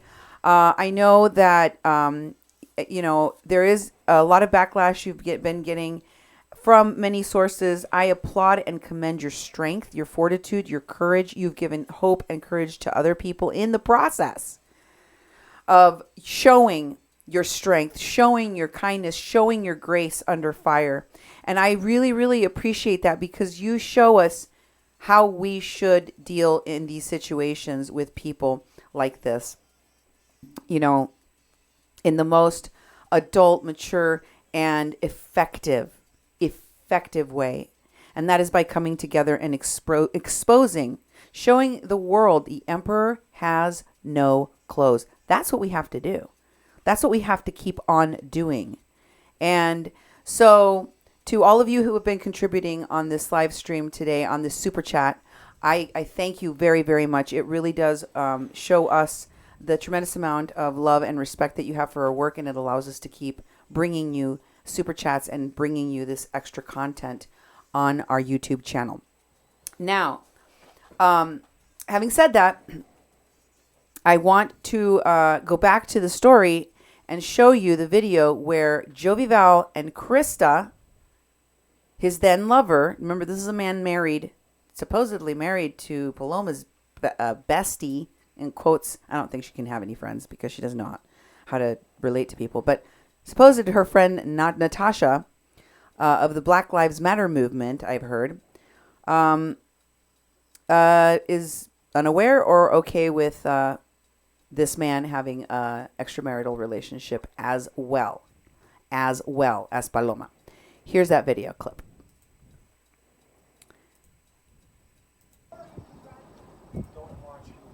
This is the fight. Now this is after she managed to get Jovi to stop. I just took video of you chasing after them. Did you hear Paloma saying, I just took a video of you chasing after? Did you hear that?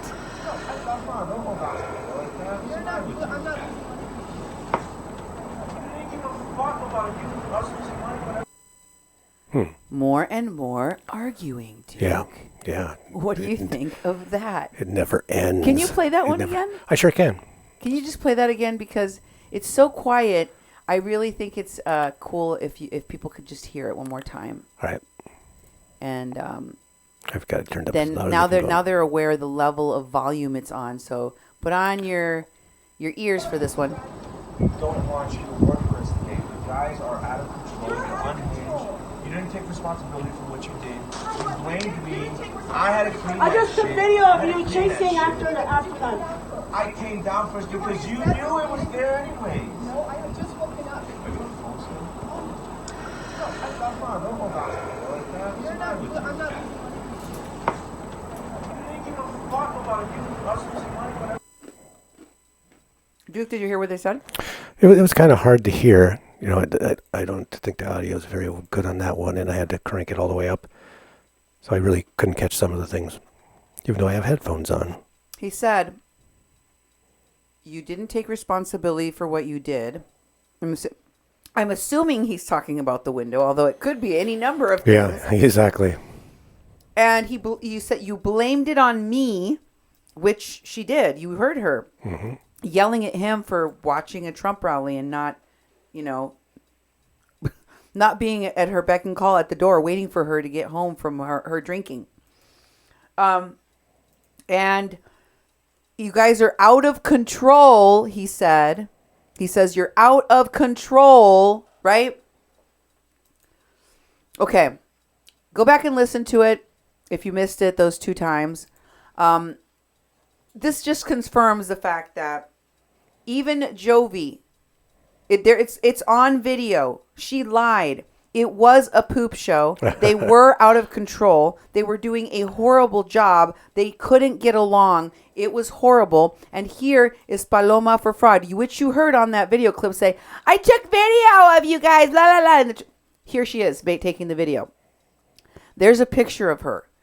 Instead of being concerned that her friend who is acting cuckoo and chasing a moving vehicle, likely putting herself in danger of getting dragged into the vehicle and killed, and she's taking a video of it. I don't know whether I should feel sorry that these people have such low IQs or be terrified for the world they live in and the people they go near, because it sounds like this was really a recipe for complete and total disaster.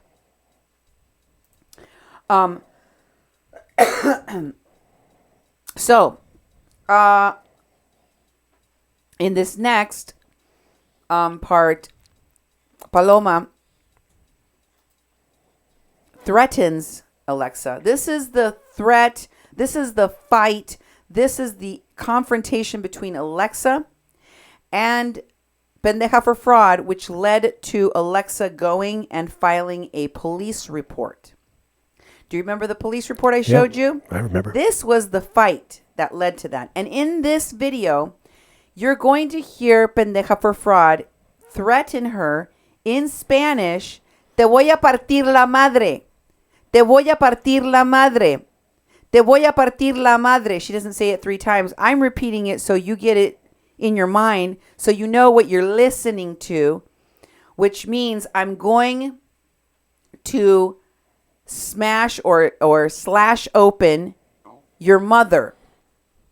And it means I'm going to basically kick your ass. Mm-hmm. That's what it means. Right. Excuse my French, but that's kind of what it means in Spanish. Okay? So, I want to. Okay, Maggie May says, congrats, Paloma. 5 million people on Twitter watched you bullying a child and making him pee his pants. Shame on you. Yeah. Mm-hmm. Thank you. Yes, and share says, Brad, thank you, Brad. The male crystal ball in the house. Mm-hmm. Good evening, sir. Thank you for being here. I hope you guys are treating each other well, protecting and caring for each other. I hope that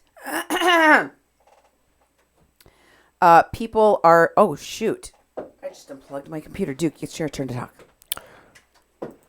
You gotta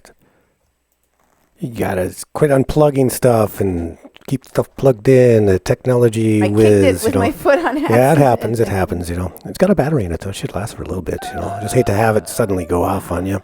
That's bad because then you lose what you're looking at. So you'd have to ad-lib the whole thing. Mm-hmm. Nemo, thank you.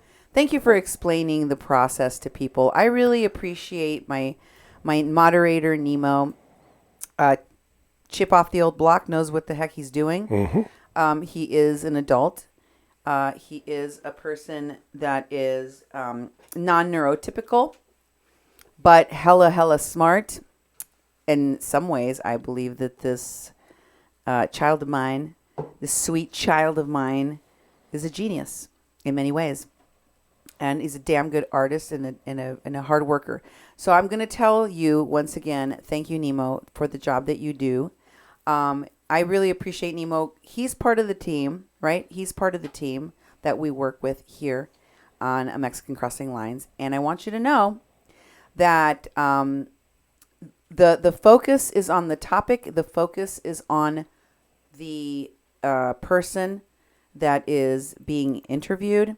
And Nemo understands how hard it is for victims to come forward. Many of the people that have been following me since Standing Rock understand the process, the time that it takes. For some people, it took years. That people were so entrenched in their beliefs, so blind to the truth of the people they were following, supporting, and funding, to the detriment of others like Kathleen Bennett and her mom, Mary Trujillo, and many of the other stories where we have covered this type of, exploitation by con artists, is that people all have different paths to their healing sometimes and to their realizations. Some people never wake up. And the truth is, you can't force people to. And you can't be mad at when people did what they did, or when they were blind, what they were willing to do to be loyal to the people they cared, that they believed in, that they cared about, because there but for the grace of God go you. And in fact, you probably have done it too. I know I did, and I had to apologize for it. And that's what we should do. And also, let me just say that many of the very same people that knocked me, that yelled at me, that berated me, that made means of me, that made hate pages for me, that sent me hate mail, that rescinded their support, their donations, their love for our station, that attacked me, that threatened me and or my family, that made us feel unsafe, that even came to our house to threaten us. Later, when they became the victims or the targets of the people I had been trying to warn people about, had to come and ask me for help and apologize and say, whoopsie daisy, I see now I was wrong about the person that you were talking about. Yeah. I'm sorry. So remember that everyone is fallible, even you. Let's have a little patience with each other and with ourselves, okay? All right. Let's unite and work together for the same common cause, all right? All right, hit it. Hit it, Duke. Here's the video of the fight. There's a granite. Yeah, I know. Take the car back to California. He's gonna. Duke is not worried about it. Okay. I am. Voy a... Ahora vamos a lo que está. Ay, por favor.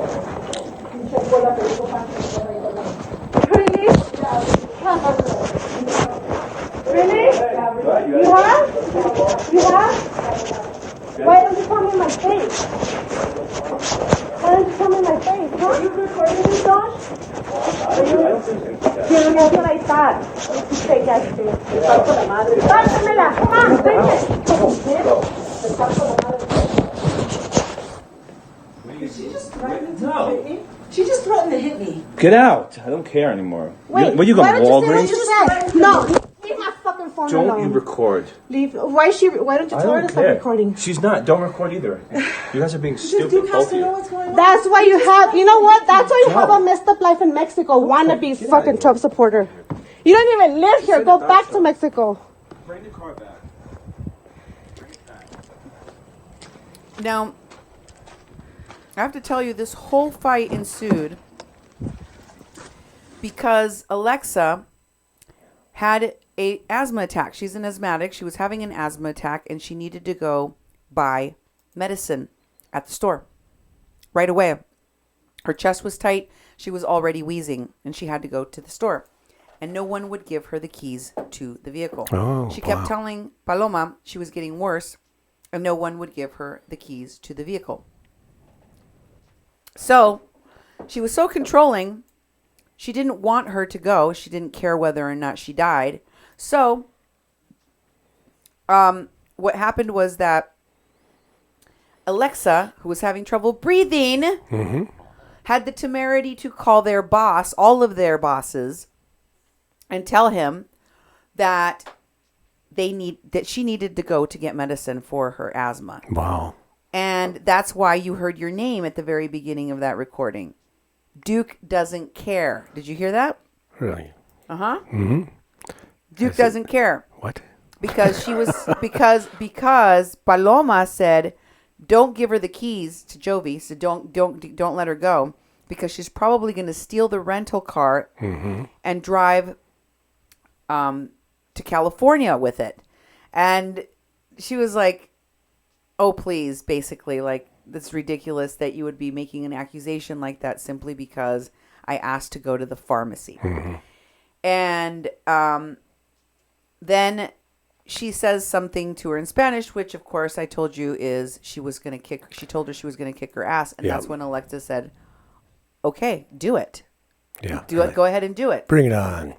Jovi then, immediately taking Paloma's side, goes up to Alexa, starts trying to knock her phone out of her hand, and tells her to get out. So if you were stranded without a vehicle in a different state, or you were under contract to finish a job, would you feel safe going back to that crazy house? Nope, not me. Do you think it's true what Paloma said in her video, that it was just for attention, everything was great, and everything was fine until Alexa, that's the woman she was talking about, decided she would go and try to get attention by filing a false police report against her? No, it's too crazy over there.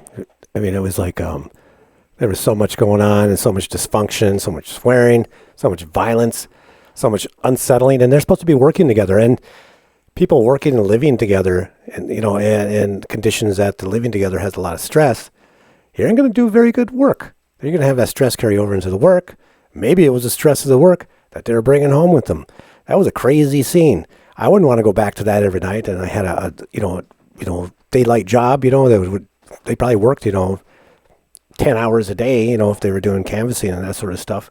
I don't know what they were actually doing because I never heard any of those details. But I just heard it was a campaign from someone in our chat.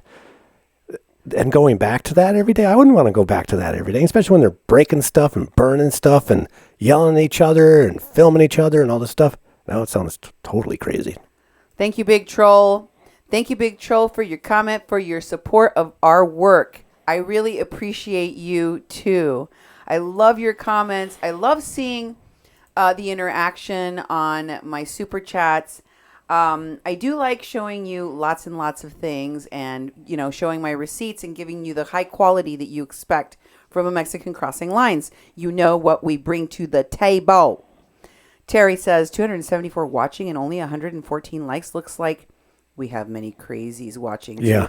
or Terry, someone didn't stop to pound the like button. Yep. Give me some more likes. Come on.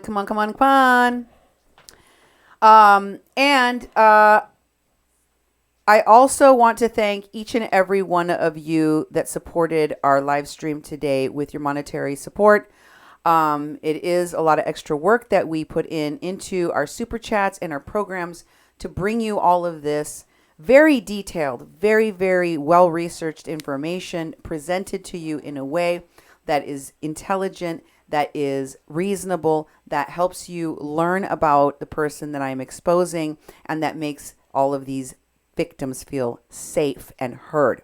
Thanks to Missing Link, thanks to Janice Orbison, Gwen Vasquez, Dave and Kim Libby, mwah, Jennifer Phelps, Mrs. Red Badger, Olive Oil, The Mail, Crystal Ball, Mary Tando Quintanilla, 416 Mary, and the Big Troll. Thank you very much. Thank you very much. All right. Now, I want to prove to you that there was more going on between Krista and Jovi at this job than just the fighting and the drinking and the screaming. Yeah. There was also the canoodling, to put it mildly, to put it nice. Okay? And here is a video that Alexa took because once again, Krista went wacko.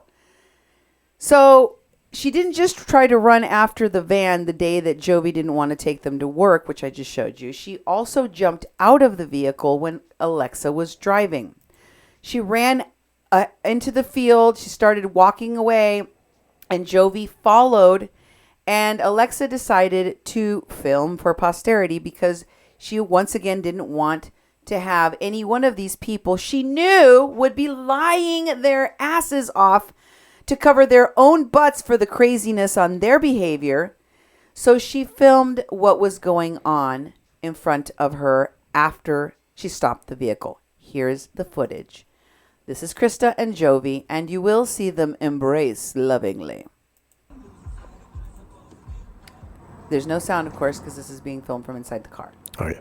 There's Jovi. Looks like he's reaching on the ground for something, and Krista picking something up off the ground as well. And Jovi bends down to talk to her.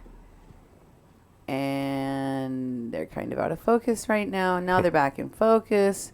Krista gets up. She leaves her sweater on the floor. Krista goes down to pick up her sweater. Or no, that's a backpack. Who knows? Then she fixes her hair. And they're talking. She's cocking her head to the right. She's playing with her hair. Alexa is out of focus again. And in focus again. And Jovi is talking with his hands. And Alexa is getting ready to walk away. And then he puts his arms around her and starts rubbing her back in a circular up and down motion. That's because she's cray-cray. Well, also because he's trying to calm her down. And they're intimate. They're intimate. So there was a lot of people passing each other around amongst Jovi Val, Natasha, Sounds like Paloma, Pendeja por Fraud. Lots of that going on. I don't know if that's healthy. I definitely would make sure to get checked if you slept with those people. But also, the other thing that took place was the fire I told you about. Now, this is something that she did regularly. Here is the picture. By the way, this is a text message where Paloma is talking about lighting candles, and this is something she does all the time because she's warding off the witches, because the witches that she pays or the fortune tellers or the mediums, Satan worshippers that she talks to, told her to light candles or tell her to do spells or whatever. And then this one, she says in the text, I was home one night. They told me to light a white candle, vela blanca, for him and for me, for each of us. And look what appeared in my house. And then she posts a picture, and then you see this very bright light. This is a practice that she did all the time. Many people that you talk to that were victims of pendeja for fraud will tell you that she burned candles, and she left candles burning in this cabin while they were there all of the time until the fire happened, of course, and she damaged the granite counter, which she had to go, according to her own video of lies, to Home Depot and fix, right? Yeah. But here's the real story. The truth is that she didn't fix nothing, and that Alexa had already left by the time the fire took place and didn't witness it for herself, but found out about it because she was still on that group chat with all the other employees, and their manager, chief, jefe, boss, whatever you want to call him, left an angry message in that group chat demanding to know who the hell was going to pay for the damage. There was a broken window. There was a fire. Mm-hmm. The police were called. Work was not done. This is probably the most horrible set of people that they had ever hired. Yeah, no kidding. The worst crew ever. Like, go ahead. Very worst crew ever. You talk over me. It's all right. Yeah, that's all right. No problem. Just the worst crew ever. I like it when you talk over me. Yeah. It sounds cool on the radio. Oh, yeah, It makes it more dynamic for people to listen to. I just think about how that the working environment, like I was saying earlier, is like you're living with these people. They're driving you crazy during the day, at night. They're fighting with each other. Sounds like the worst job ever. The worst. It sounds horrible. Jeez, wouldn't be worth what they paid. No. Well, poor Alexa told me that she felt like she was going crazy. So she left the house too. Mm-hmm. And those people were still there. She had already left the house by the time that this brujaha left her brujaha candles burning and almost burned the place down, and ended up damaging the counter. And no, she didn't fix it because, and I hope Alexa finds this so she can share this and show you and, let this audio be heard where the manager is demanding payment from them and wanted to invoice them for the damages that they caused, which, by the way, they never paid. So they probably ended up costing these people more than the work that they did. Yeah. Because of pendeja for fraud, Jovi Val, and Krista's behavior. And in this next text, you will see, these are just bonus clips of other things that I'm going to be bringing you in future. Okay. Like I said, I've got a lot of stuff lined up, folks. There's people that have already been on my show twice, like Mary Tando. She's been on my show twice. And I told her I was going to have her back because we were, running out of time. I like to try to keep these shows, short enough so that you don't get bored, or, and I said, we'll bring you on again. And especially after the video that Paloma did on Vegas, I really wanted to give her the opportunity to correct the record and defend herself from some of the things that were being said by Paloma. So she's only been on our show 2 times, and I think that she should be on again. And there are other people that need to come on the first time, and other people that are already scheduled to come on, etc. So we will have Alexa on again, but this is what the text reveals. The text reveals that Paloma Zúñiga was talking about doing, witchcraft on Jimena Sanchez, another person who is a celebrity, by the way, like the model Fabiana Baldo, who she has been stalking and attacking. And she starts off by talking about Robert, who is someone that she dated. And she says he's amazing. Not someone that's easy to find. Trust me, I know him. She won't let him go. She's talking about some woman that Robert is dating that Paloma is jealous of. And Alexa says, no pues, y ahora menos con lo de la brujería, because she really did believe that what Paloma was telling her, that this person was doing some kind of witchcraft. The girlfriend of Robert also was doing witchcraft. And she's like, well, yeah, and on top of it, if she's using witchcraft on him, then, you know.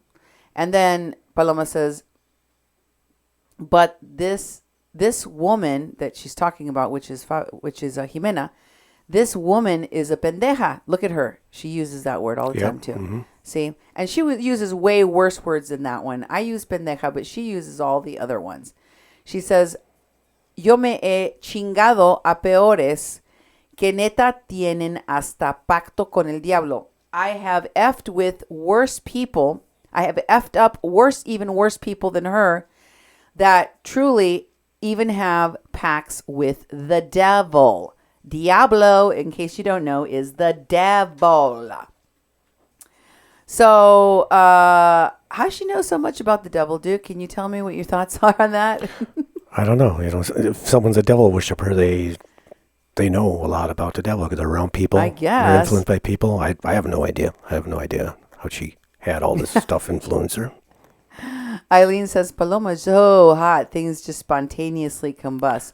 Or maybe it's her pact with the devil that makes her so hot. Get it?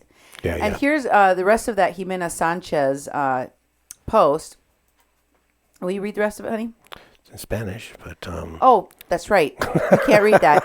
Then she says, and then she specifically says, I have effed up worse people that even had pacts with the devil, like Jimena Sanchez. So she is accusing a Fox newscaster who looks like, from what I've seen of her pictures, like a very, like a celebrity, a pretty girl.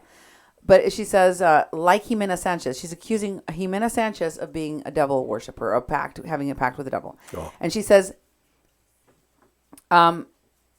this idiot, Jimena Sanchez, she's referring to, had been effing with me for years. I found out.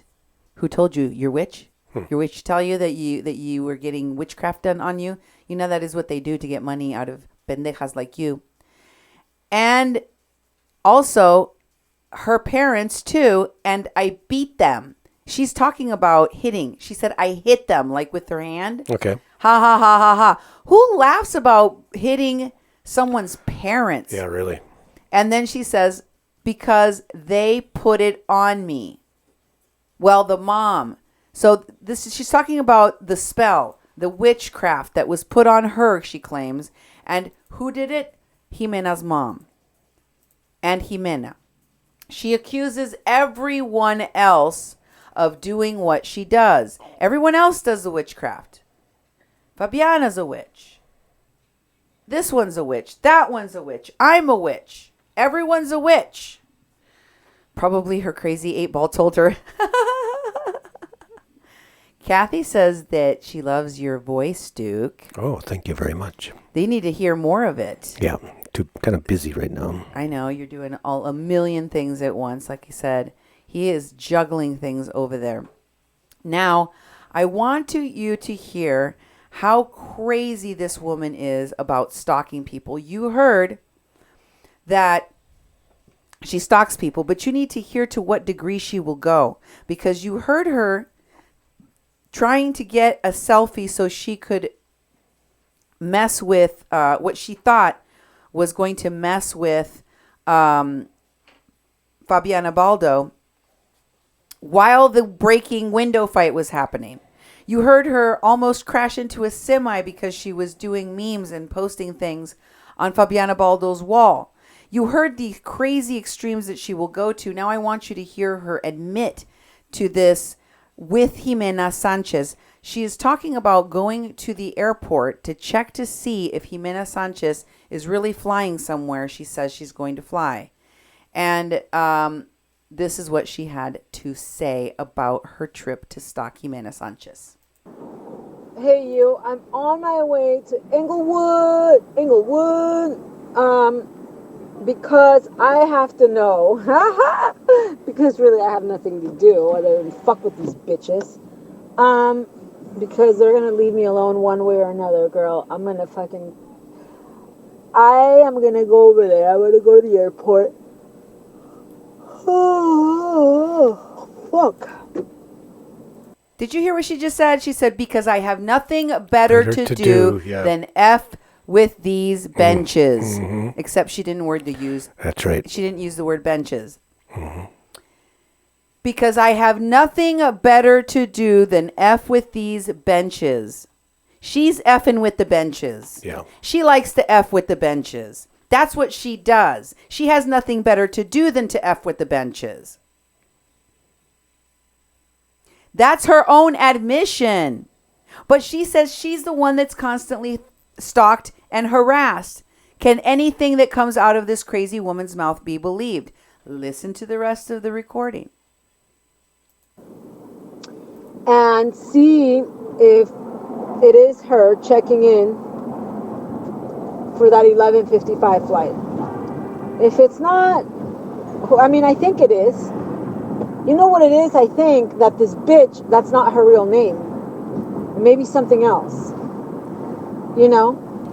It may be a fake name. Because, I mean, everything about her is fake. I don't see why she wouldn't have a fake name, you know? Now that I think about it, because I don't think this fucking blonde fucking twig would travel by herself. I really don't.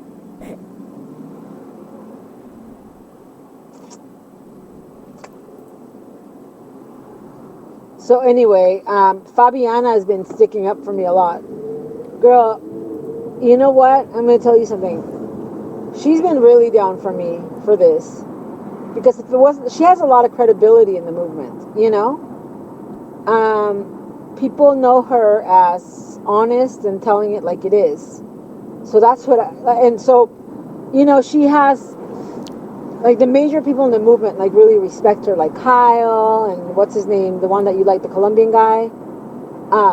What was his name? He was fucking hot. Anyway, even Robert calls her a fucking thought, but, or whatever, what do you call it? Like, thought? Is that what you call it? I don't know. But anyway, he really respects her too. At the end of the day, he liked her, you know? He liked her. Like, he could try to lie however he wants, but he liked her.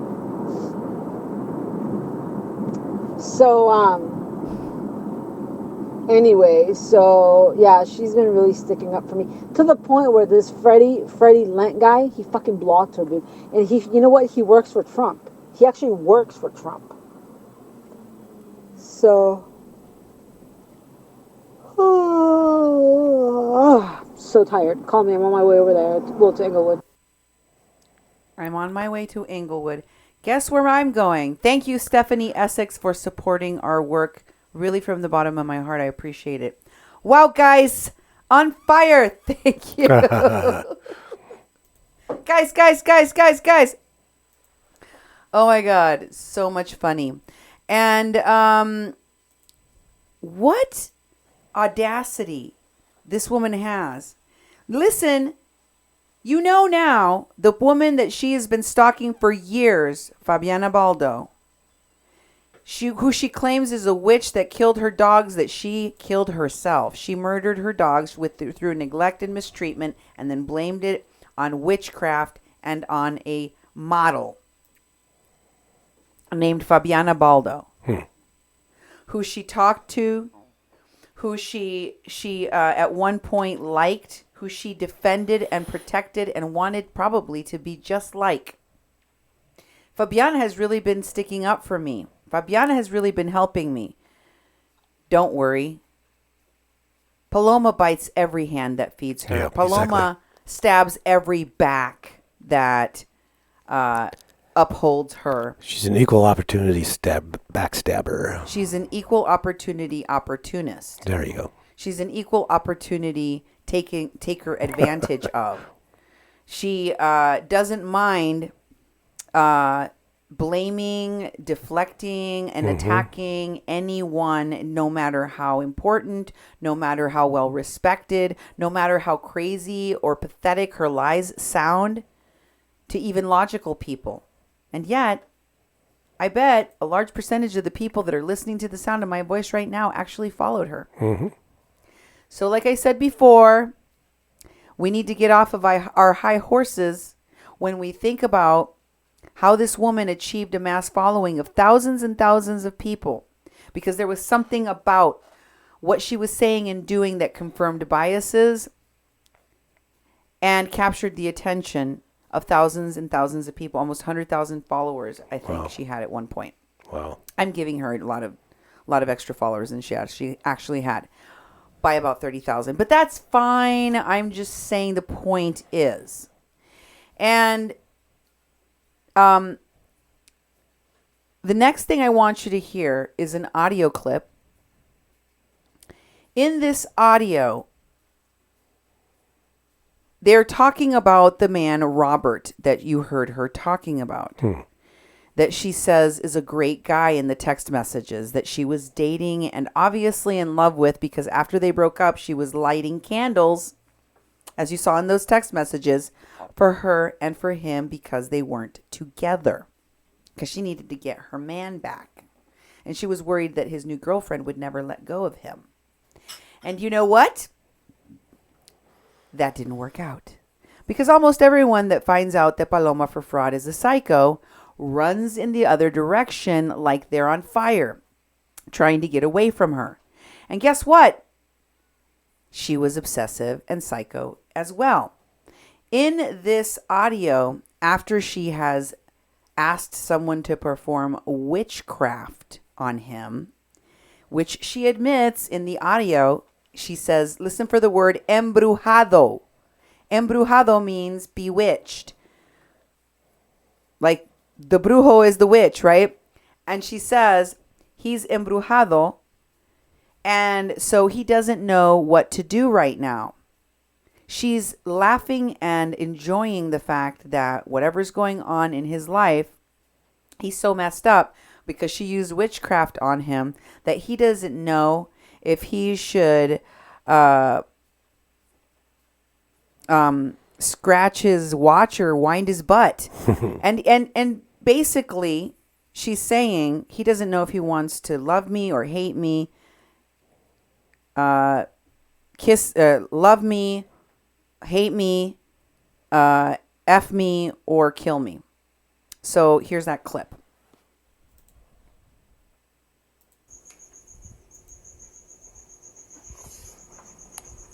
See, this is why Robert fucking lost it, dude, because Robert is obsessed. Like, Robert, okay, está todo embrujado, entonces el pendejo no sabe si me odia o me ama o me quiere matar o quiere cogerme. He doesn't know. He doesn't know what he wants. Like, it's funny, you know?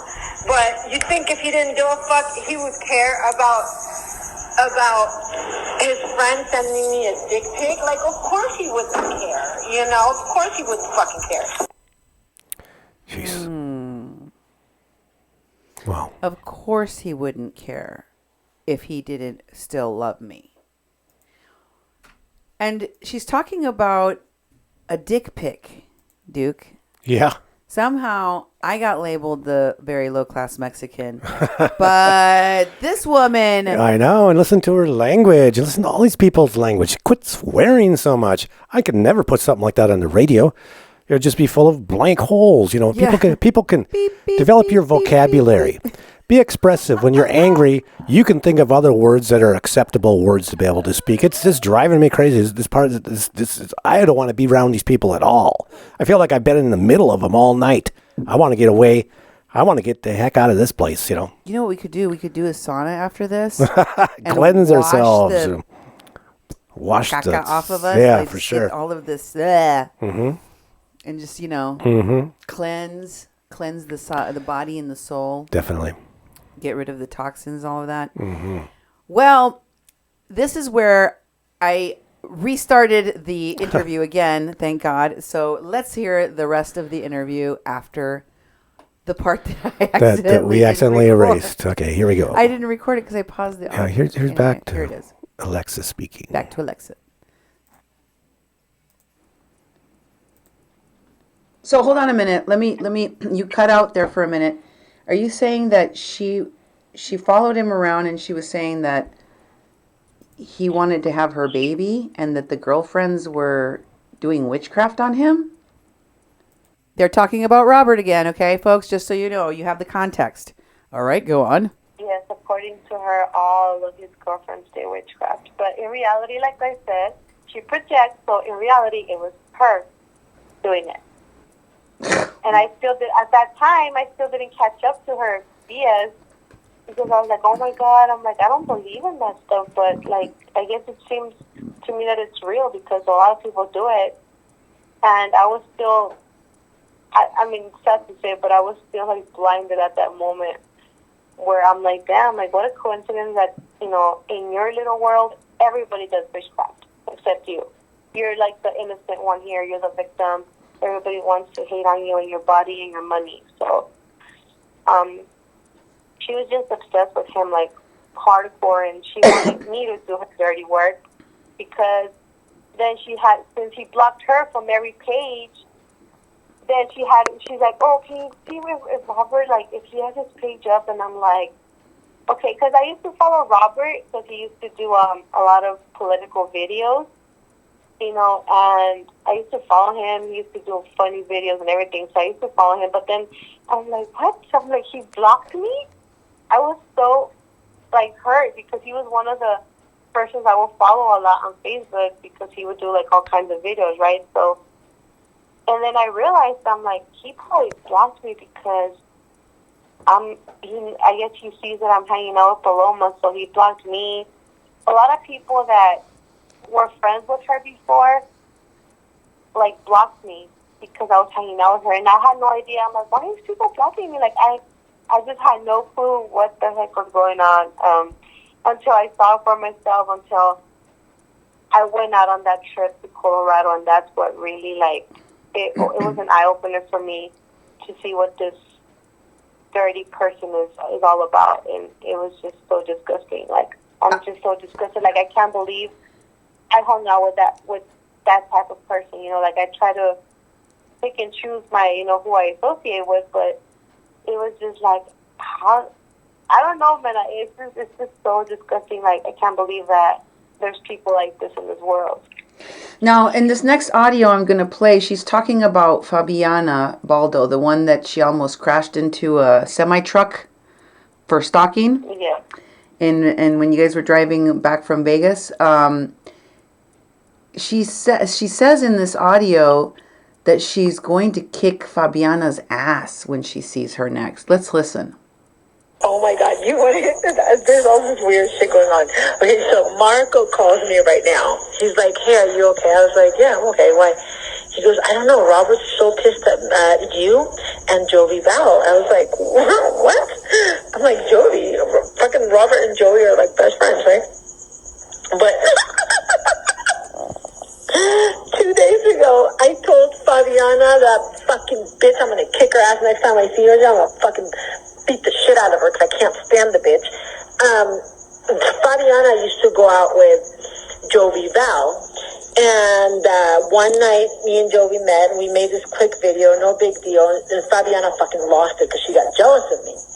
And 2 days ago I told her, really, bitch? Well, your boyfriend sent me a dick pic on Snapchat, and I guess Robert saw that and now he hates Jovi.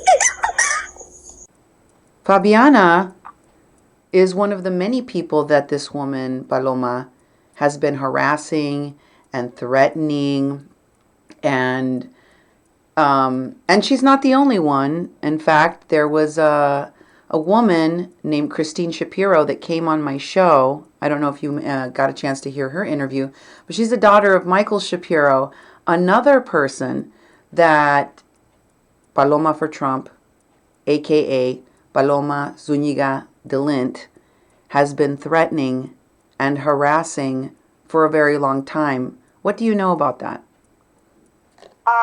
Well, yes. I just wanted to respond to some of the questions and comments. La India Maria. She has a psychotic woman voice. I agree. She does have a crazy sounding everything. The laugh, all of it. It's like ugh. Thank you, Tough 90. There's a lot of numbers there. 90638. Alexa is rocking the truth. And Jennifer added about your voice, Dick, that your voice is calming and soothing. I agree. I should read you a recipe. First, you take a cup of flour and a fourth stick of butter. No, I'm just joking. You should. I think they're called ASMR or something like that. I can do my gravy recipe. A third of a cup of flour, 4 tablespoons of butter. Heat the butter and mix in the flour to make a roux. Meanwhile, Oh my God, you're kind of turning me on. I'm sorry. But I'm your wife. I can say that. I love listening to your voice. It's super sexy. I think you're super sexy. Oh, thank you. Thank you. I also think your voice is great for radio, but everyone loves your voice. You the man. You the man. You are. Everyone, go see Fabiana Baldo's pictures on Facebook. She is not flabs. She is beautiful. And now she will say that Cindy is jealous, probably because she's crazy. Robert is a man.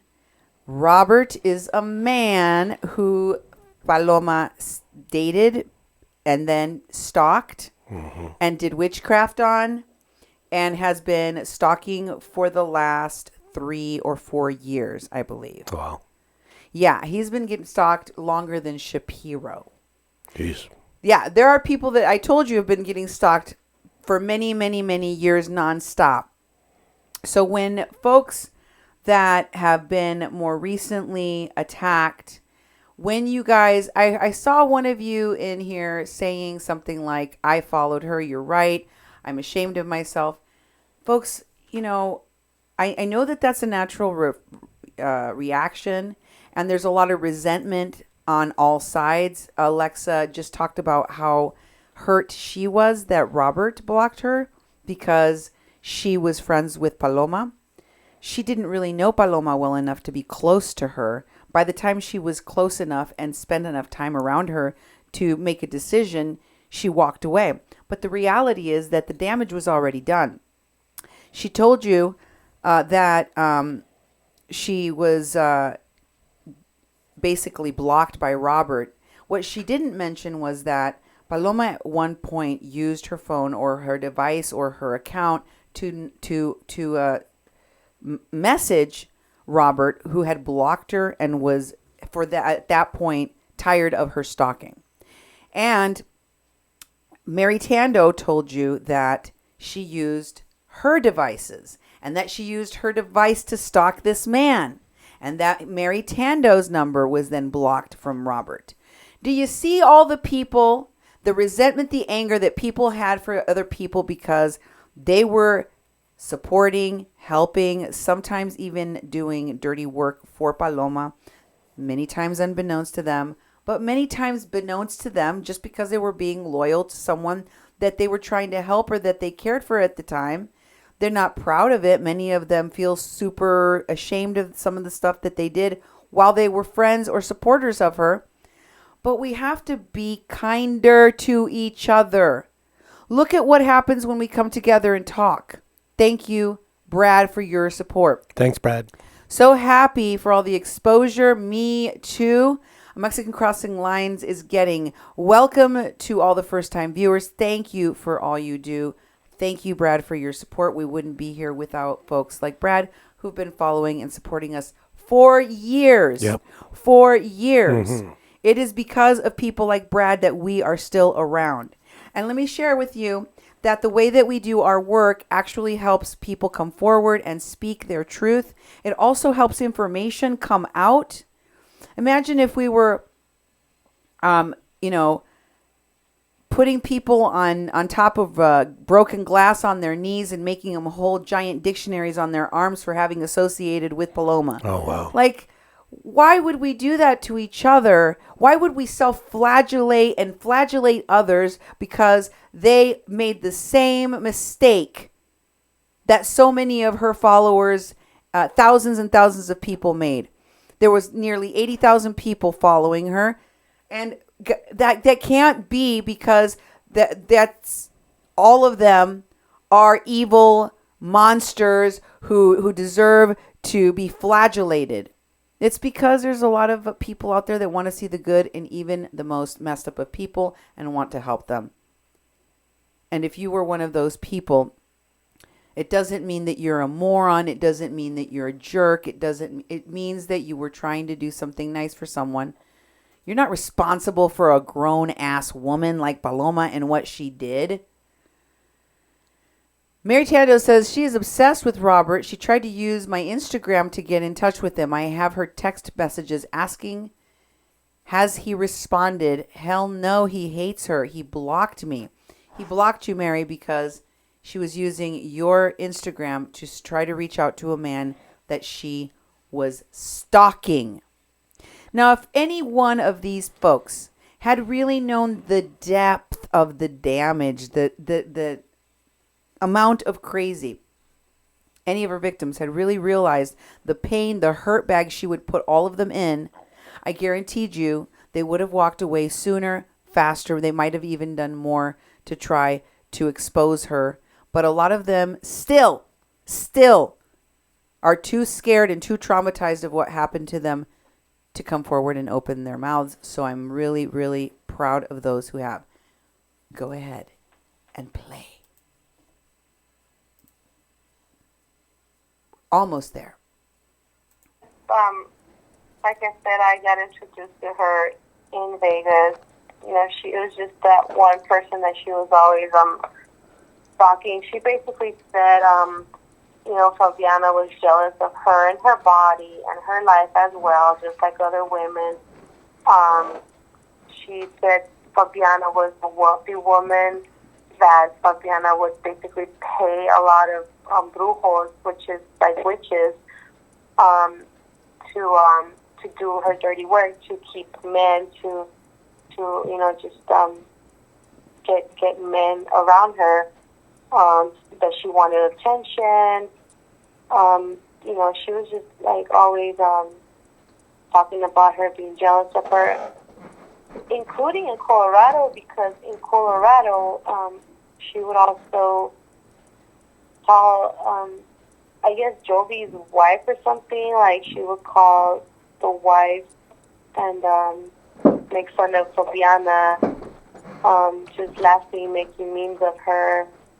And it was just very disgusting. Like, I didn't know who this Fabiana was. You know, I mean, I had seen her, but I didn't know her. Or I didn't know anything about her. But for like lately, I heard that she's a model and everything. So I'm like, and I look at her picture and I'm like, I don't think she was jealous of Paloma. Like, I mean, I'm not, you know, not that I'm lesbian, but I'm like, she's like a beautiful girl, and why would she be like jealous of Paloma? Not even I'm jealous of Paloma, you know what I mean? She used to call me fat pig, and she used to call me all kinds of names. I'm not even jealous of her, you know what I mean? So why would Fabiana have, you know, any type of jealousy towards Paloma? I don't know. I think she needs to buy herself like a full body mirror, because before she judges anybody, she needs to really look at herself. And that's another thing, you know, like, she just likes to judge and talk about other people, and she doesn't look at herself. Not only physically, but mentally. Like, she's just a pathological liar. Yeah, I was really disgusted to learn that she took advantage of an autistic woman, the daughter of Michael Shapiro. And did she ever talk about him? I heard that. Man, I know that she told me about. Yeah, she talked about Shapiro. But at first I thought they were dating, because that's what she told me. Like, that, you know, it was a guy that she was dating over there after Robert or whatever. Were they having a physical relationship? Well, that's what she said, because they also called me. She called me, like, she video chat me, laying in bed with Michael Shapiro. Like, I mean, I don't. Oh, so she like called you from bed with Michael? Yeah, they were in a hotel. And she basically called me through video chat, and she's like, "Oh, say hi, Alexa." So, Where was she fully I dressed wanted, in the wanted video? you to show my reaction. She was just That's what I was wearing like talking a little, you know, that black shirt she always wears without a bra or whatever. Like, she was like all uncovered, like that. So it looked like they were being intimate. Yeah, they were laying down in bed, you know. So I'm like, oh, okay, cool, you know, you're dating this guy, all right, cool, whatever. But she's saying that she was saying that this man was harassing her, sexually harassing her. Do you believe that? I mean, I believe that if you are okay with going to a man to a hotel, you know, I don't know, but you know what I mean? I don't think he was, because if not, she wouldn't even be in a hotel to begin with, you know, with him in a hotel. Like, you know, if you didn't really want it, nobody's forcing you to go out to a hotel with another man if you don't really want it. No one was forcing her to go to a hotel, but more importantly, nobody forced her to do a video chat while she was in bed with Michael Shapiro to Alexa. What does that sound like to you? That sounds like someone that wants to brag. Look, I'm in bed. I've never video chatted someone while I was in a state of disrobement in bed with you, and I'm married to you. Yeah, I wouldn't do that. She knows that Michael Shapiro was a married man. She's trying to portray to everyone she can that this man was obsessed with her, that this man was in love with her, that this man has been stalking her, that this man has been bothering her, that this man was sexually harassing her, this man was taking secret pictures of her, this man was trying to make it seem like she was in a relationship to him. She never was. They never had sex. She never wanted him. He's an old man, blah, blah, blah, blah, blah. But when it comes right down to it, almost every single part of that is a wholesale lie. Because she video chatted Alexa, hey. Wow. In bed. Crazy. Jesus. Go on.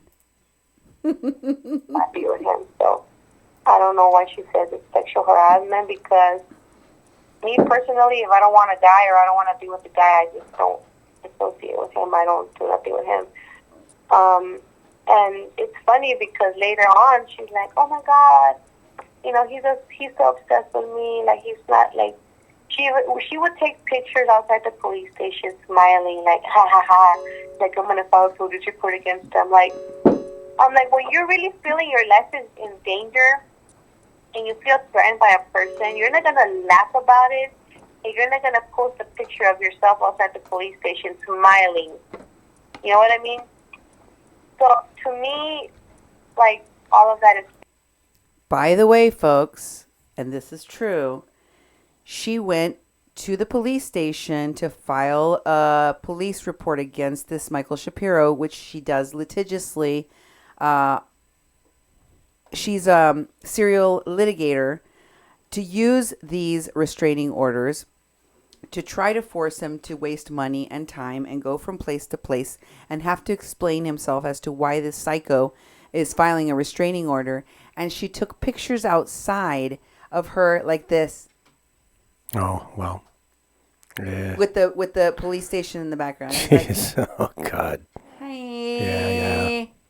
How many times have you been in fear for your life because someone is harassing you and threatening you and sexually harassing you, and you send a picture of yourself outside of the police station before you go in to one of your friends online going...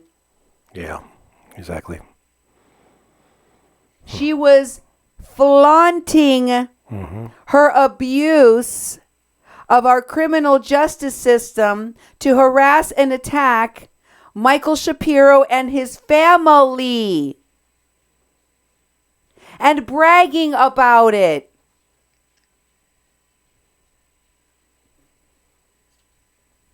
I have the picture. I didn't put it in today's show because I wanted to get through this a little bit faster, but you can imagine it. Right? Right. Go on. Because it was consensual. She wanted it. Whatever happened between them was because she wanted it. You know what I mean? Mm-hmm. And then after, I don't know what happened, she was like, oh yeah, you know, she's like, he used to pay for all my stuff when I went to New Jersey. He took me to New Jersey, and, you know, and basically she was with him for the money, I guess, you know, because now that I come to think about it, with the Pablo situation, I heard that video too. You know, she was taking money from him, so I'm sure she was trying to do the same thing with Shapiro. And when he didn't, you know, let her do, when he didn't, like, basically let her have it her way, then she went to the attack, because that's what she does. When she can't have it her way, she will attack you. So, I know you've kind of said that it was after the Colorado thing that you know, kind of had the aha moment that led to you finally walking away. And, you know, there's a lot of people out there that might listen to this and say, why didn't you wake up sooner? Or don't you feel responsible for what she was doing since you knew something was going on? Could you have stopped her? Would you have done something different? What do you say to those folks? Well, you have to be in someone, I guess, you know, you have to be in someone in my shoes to be able to really understand why I took around a little bit, because, like I said, the first time was Vegas. Second time, it was actually a contract that I signed, so I was basically stuck in Colorado until I finished the contract. When it comes to, like, personally, like, dealing with her and sticking around, I just thought I could, you know, maybe change her, because it was just, when I met her, I just thought, before I even met her in person, or I had any type of contact with her, I met her through Facebook. I started seeing her live as a Trump supporter, as a Mexican Trump supporter. So I was like, oh, you know, that's pretty cool. You know, like, there's Hispanics out there, there's Mexicans out there that, you know, support the president. Like, that's pretty cool, you know. And then in Colorado, it just hit me, like, you know what? This person is not a Trump supporter. She is fake all the way around. She used Trump's name to make a platform for herself to become someone, to become famous, to get views and likes on Facebook, and for money. You know what I mean? And it takes a while, because, you know, not everybody. I guess I was a little slow. You know, I didn't wake up on time, but at least I woke up. I see it that way. At least, you know, it's better late than never. I saw the evil in her. I tried to help her. I tried to talk to her. You know, didn't work. So I moved on. I walked away. I completely walked away November 2018. And I'm not, you know, and I just turned around, walked away, and never looked back. So right now that everybody started talking about it, I was just going to really, like, you know, blow it off and just not say anything. But I saw Mary's interview. I've seen a lot of people that, you know, came forward, and I'm like, you know what, like, I feel like I need to say it, because I feel like sometimes when you hold things in, it's not good, you know. And I feel like if she's hurting other people up there, harassing other people, making false reports, making false restraining orders, I feel like something needs to be done about it, and we need to stop her. I don't think it's fair that she's out there harassing people, and she just needs to leave people alone and focus on herself and fix her life. You know, she needs to stop doing what she's doing, and if she doesn't stop, then we need to stop her. Amen. And I hope that happens. Thank you for being with me and sharing all of this information, Alexa. I'm really grateful that you came forward. I applaud you and your courage. And hopefully we can have you on some other time. I think that you're opening eyes and helping other victims as well. So thank you for that. I really hope so. I really hope, people watch this video and, open their eyes. And I hope, other people come out, other victims, and thank you for bringing me on your show. I know that, Paloma, you're watching this, so if you are, get a life, really. Like, these people alone, work on yourself because you need it, seriously. Amen. Thank you very much again, Alexa. Thank you. Wow. Thank you, Alexa, once again. Thank you, Alexa. Thank you. Alexa, am I turning on all of the devices. Alexas in your houses right now? Alexa. Yeah. Is Pendeja for Fraud going to do a live stream today? I predict no. Wouldn't it be funny if Alexa responded? Yeah, that's right. Alexa. No, Pendeja for Fraud will not be doing a lives today. Exactly. And let me just tell you that there was an attempt to tamper with this witness to all of the craziness of Paloma for Fraud. Krista, the woman you heard going crazy in the video, breaking a window. I swears all the time. Screaming for alcohol and demanding this and being almost dragged by a truck and all of the nonsense. She sent a message to Alexa. Let's read it together and find out what you think, okay? What do you think of it?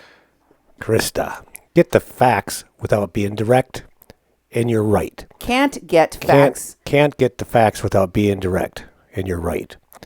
If you haven't noticed, I'm not up in anyone's drama and keep to myself. Look at my page. Look at my page. You see me endorsing anyone? All I know is someone threw your name in the ring. I'm trying to exit, so I get pissed when I'm brought up. Well, you should tell your friend not to lie all the time. And you should, expect that the truth will be exposed. And it goes on. And this is where the part gets a little bit ugly. So, she tells, there's no response there, as you can see. Yeah. And this woman, Krista, goes on and she says, we may not have been friends, but I made it clear nobody was going to tell me who I can stay in contact with. I like you, Alexa. I don't understand Paloma's issues with you. I just know I'm here working at my old job, trying to get my life back, trying to stay out of everyone's business, out of drama. I may have to deactivate my page. People have too much time on their hands.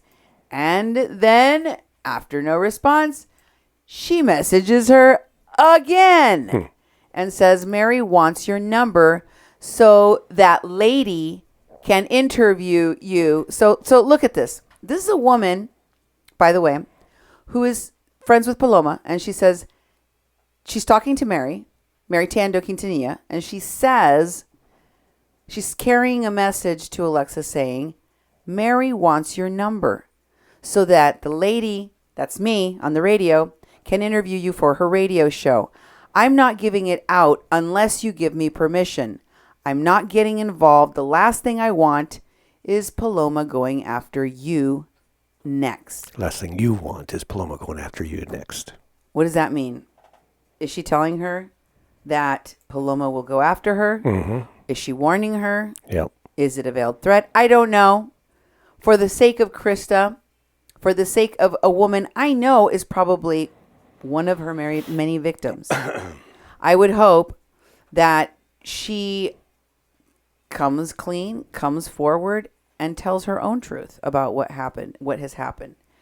And I hope more people continue to do the same. We've got a lot of people lined up. We've got a lot of work ahead of us.